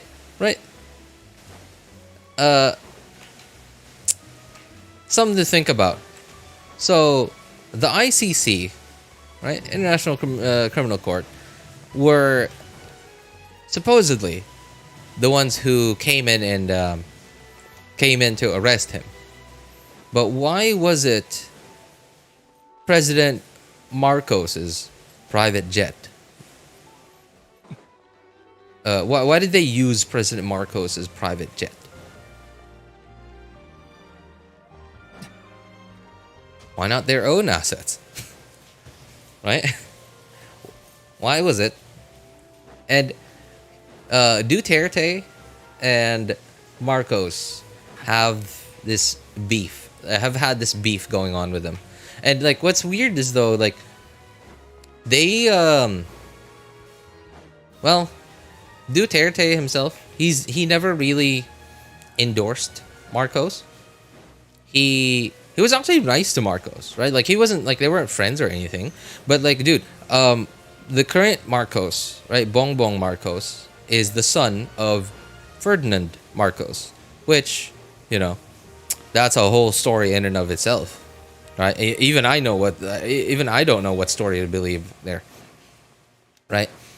So because of all the quote unquote crimes that he allegedly committed, again, you know, allegedly, right? Because like, I mean, obviously there was a lot of evidence towards it, but there was also a lot of evidence towards all the good that he did, right? So like, again, you know, that's a whole nother story in and of itself, right? He was his body was never allowed to be buried until Duterte made it so, right? When Duterte was president.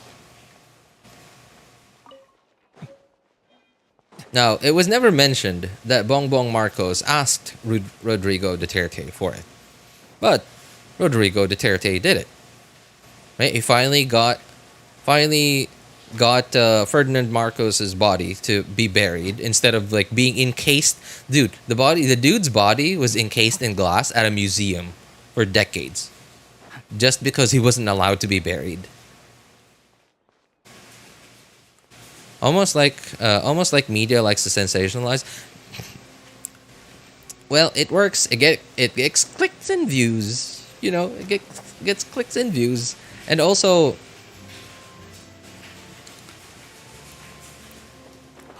It is, man, how do I put this? Okay, I guess like, and this is why like I really don't mind Western countries, okay? Right? Like honestly, like I wish the Philippines was more like a Western country, but this whole like all these Western countries nowadays, they're like snowflakes. Like they're like the overly sensitive people of the world. Like on the internet, we have snowflakes, right?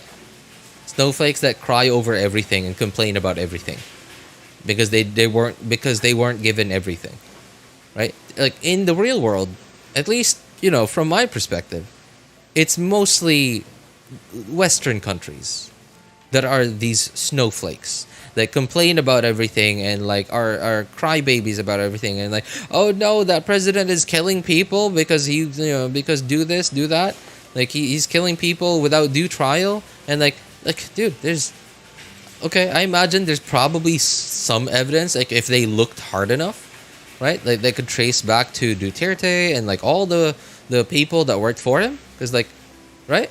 Dude, it's not like the U.S. doesn't do stuff like that. Right? Like it's not like the U.S. doesn't do stuff like that where they plant evidence of like, hey, this guy was dealing drugs and like, oh, we shot him because he was gonna shoot us, so he was gonna fight back. He didn't allow himself to be arrested, so we shot at him. Like, dude, like it's not like the U.S. doesn't do stuff like that. Yes, but the U.S. is a white nation. That's a crucial detail.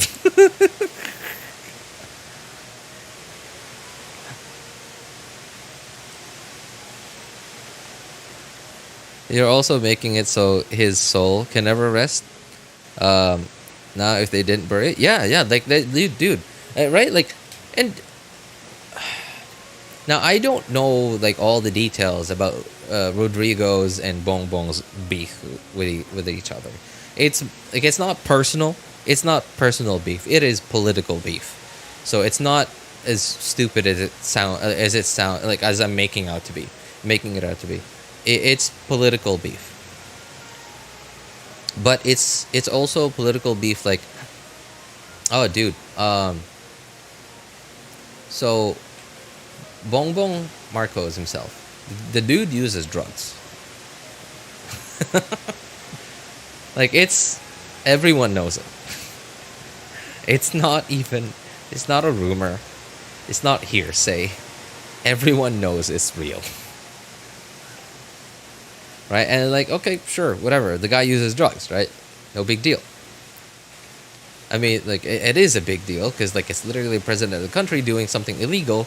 But then, hey, right? Like, what's one more person out of the millions that have already done it before? Right? Okay, sure. There's that and, like, all the other stuff.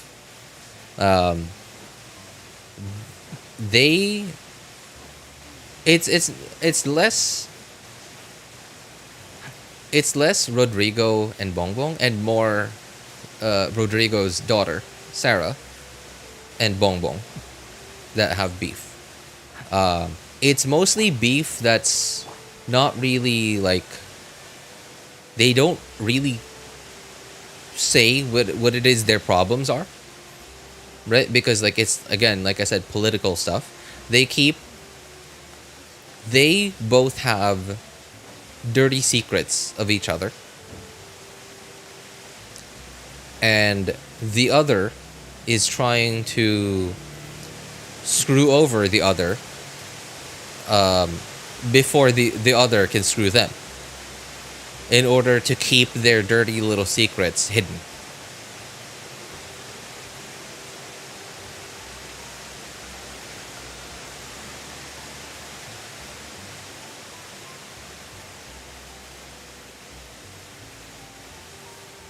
I don't know much about Filipino culture, so I'm just using how funerals are done here.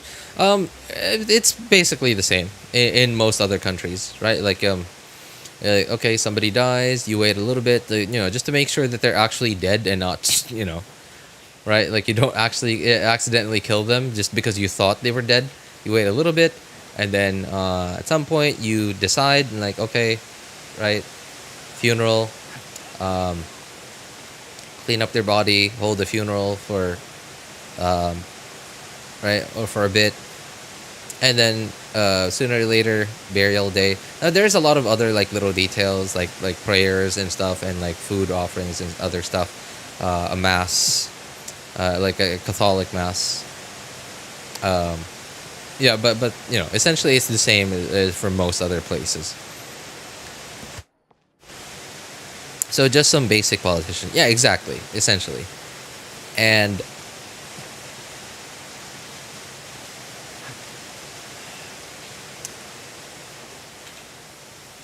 everyone is so, like, the country is just it's nuts. It's nuts over here. There are rallies everywhere. Like, people are just pissed that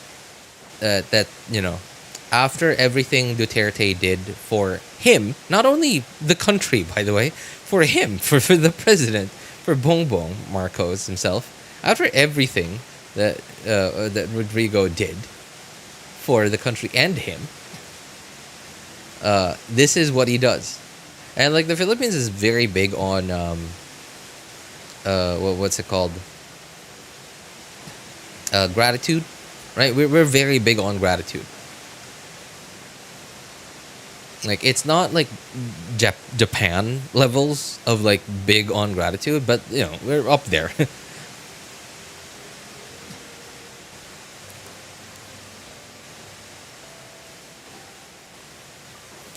Yeah, there are just rallies everywhere, and it's just so sussy, the circumstances of his arrest. The circumstances of his arrest, so sussy. Like, the fact that international, like the Philippines, not part of the international criminal court anymore, right? And the international criminal court just so happens to come in and okay. Here's another thing too. Here's another thing. Oh, dude, who was it? Bongbong Marcos's daughter? Man, who was it? I don't remember. So, was reported to have been with the heir to a very large like business family here in the Philippines. They were in the U.S. at the time, and they overdosed on drugs. A few hours later, report came in, right? And people found out that, hey, this heir to this essentially like giant corporate kingdom in the Philippines is dead. Overdose on drugs. Apparently a few hours before they found out about it, they were together with the daughter? Like, I don't know who it was. Like the daughter of the president. And they did report it. And then a few hours later, Rodrigo Duterte gets arrested.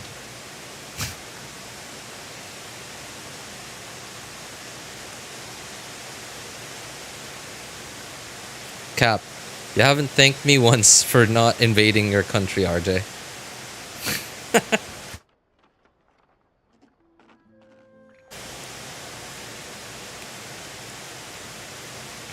Well, technically they didn't. They didn't, yeah. They bought the country. And, well, they freed the country. Right? Like, going back to ancient history. Sure, I guess. They bought the Philippines from the Spanish. But, like, I don't know about bought. The Philippines was basically free already at the time. Right? The Spanish were losing the war. And the Spanish were like, hey, we're about to lose the war, but hey, you know what? There's a new kid on the block, the U.S., right? Like, why don't we sell the Philippines to them? Made a deal. U.S. bought the Philippines. Some point in history, they declared the Philippines independent. So, like, what's the difference? What difference did that make? The U.S. just spent $20 million at the time to buy a country that they just let go. No, obviously there was there were also some fighting between the Americans and the Philippines at the time, because there was a big chunk of the Philippines that did not want any more foreign rulers. And a lot of the politicians and a lot of the businessmen in the country at the time wanted to make a deal with the U.S. They didn't want to fight with the U.S. They wanted to make a deal with the U.S. They wanted to do business with the U.S.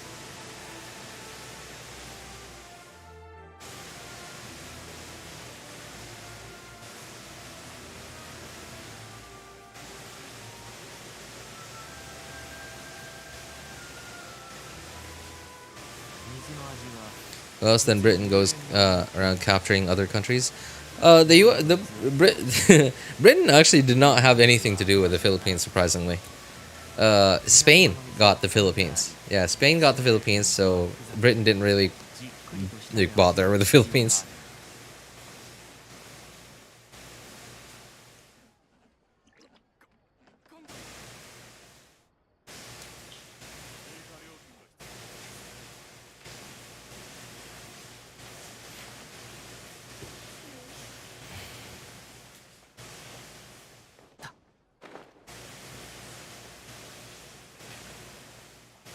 Man, I wonder what the Philippines would be like in 2025 if it was actually the British that colonized the Philippines instead of the Spanish.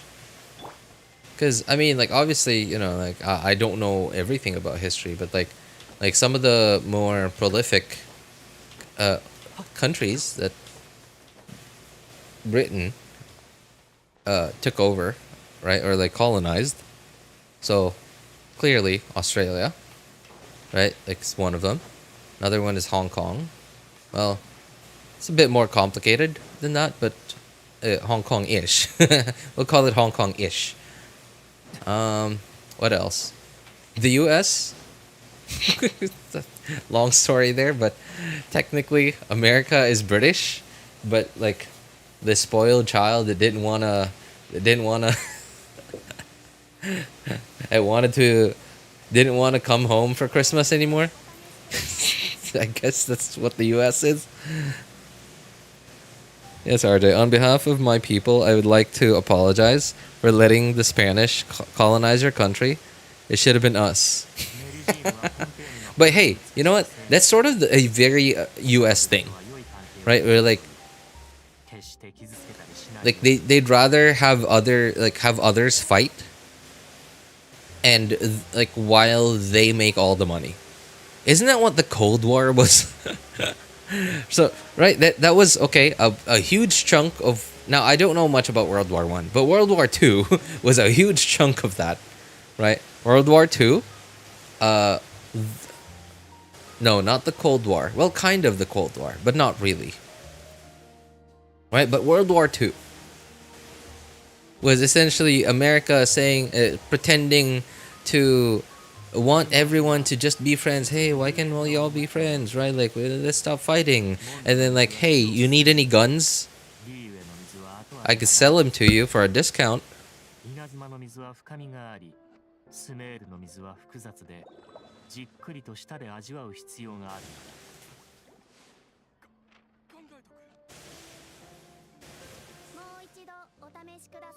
And the way the Spain, the Philippines, and America's relationship, like at the time, right?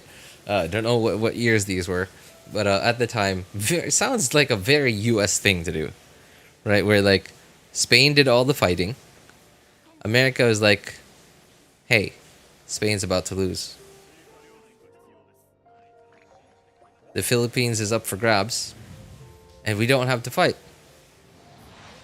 But Spain's about to lose, so like we're gonna get the Philippines for a bargain."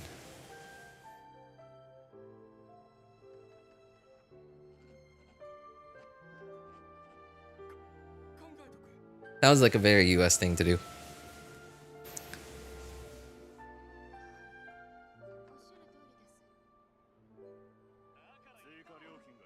You know, this whole Ukraine-Russia war, for the longest time, right? Like, so for the longest time, the U.S. has shown a lot of support for Ukraine, not like financial support, a lot of financial support, like weapons, etc.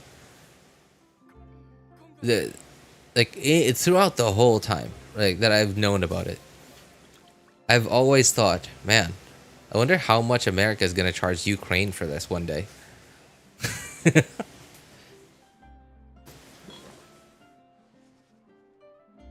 It's probably not gonna come in cash. It's probably gonna come in cash partly, but it's very likely gonna come in the form of like allowing the U.S. to, like, I don't know, like have a military base somewhere in Ukraine or something like that. It's very often like that. Very often America just wants to put a military base in someone else's backyard.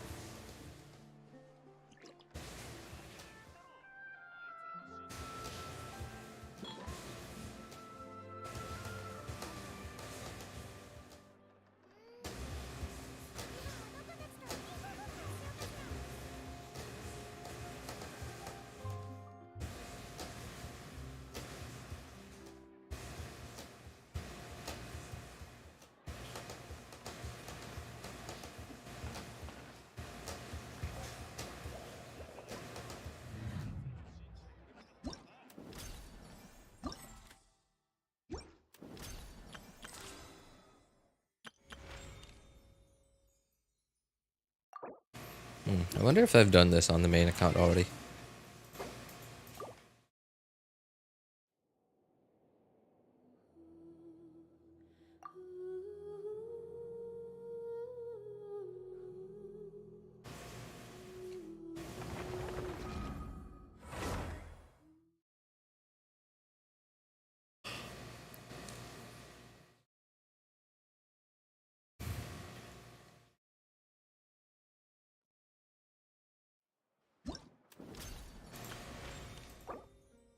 Oh, nice. I guess I already did it. Alright, well, there's not much left for me to do. So I guess I'm gonna call it.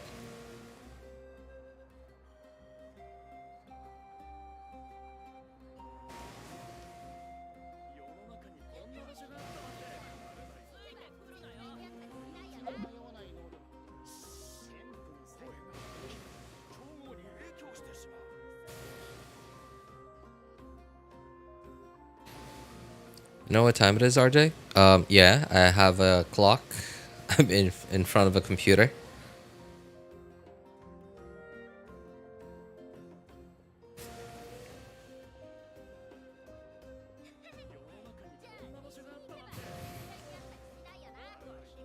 Dinner time for me? Oh yeah, that's right. That's right, that's right.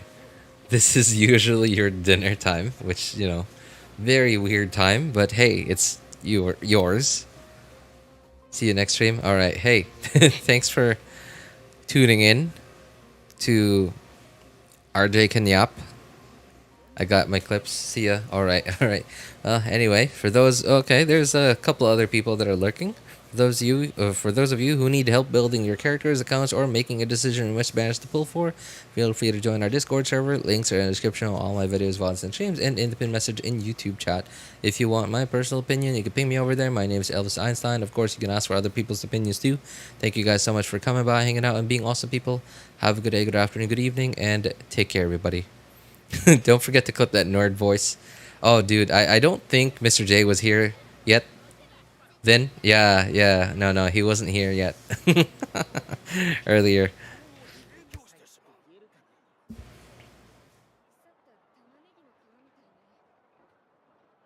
I did like a nerd impression.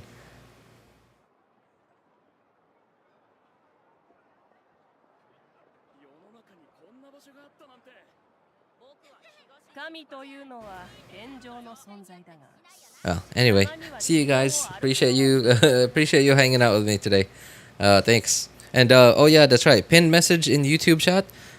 Very surprisingly, these Primo Gem codes did not expire very quickly. Apparently, they expire tomorrow, so that's a good thing. That's a good thing. They expire tomorrow. So like usually they expire pretty quickly actually. But hey, these ones appreciate it, Hoyo. They don't expire for at least until tomorrow, depending on your time zone.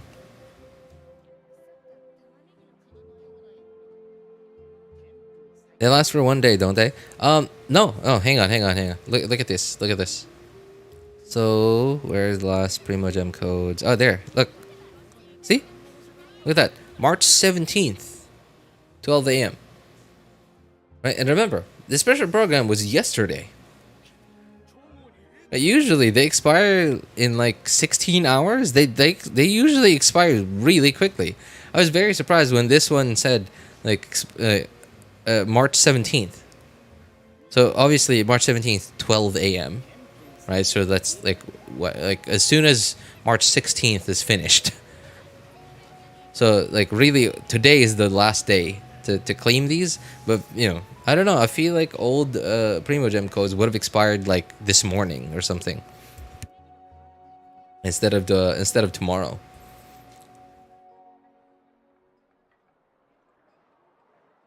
Right. Well, anyway, thanks guys. See ya. Take care. Bye.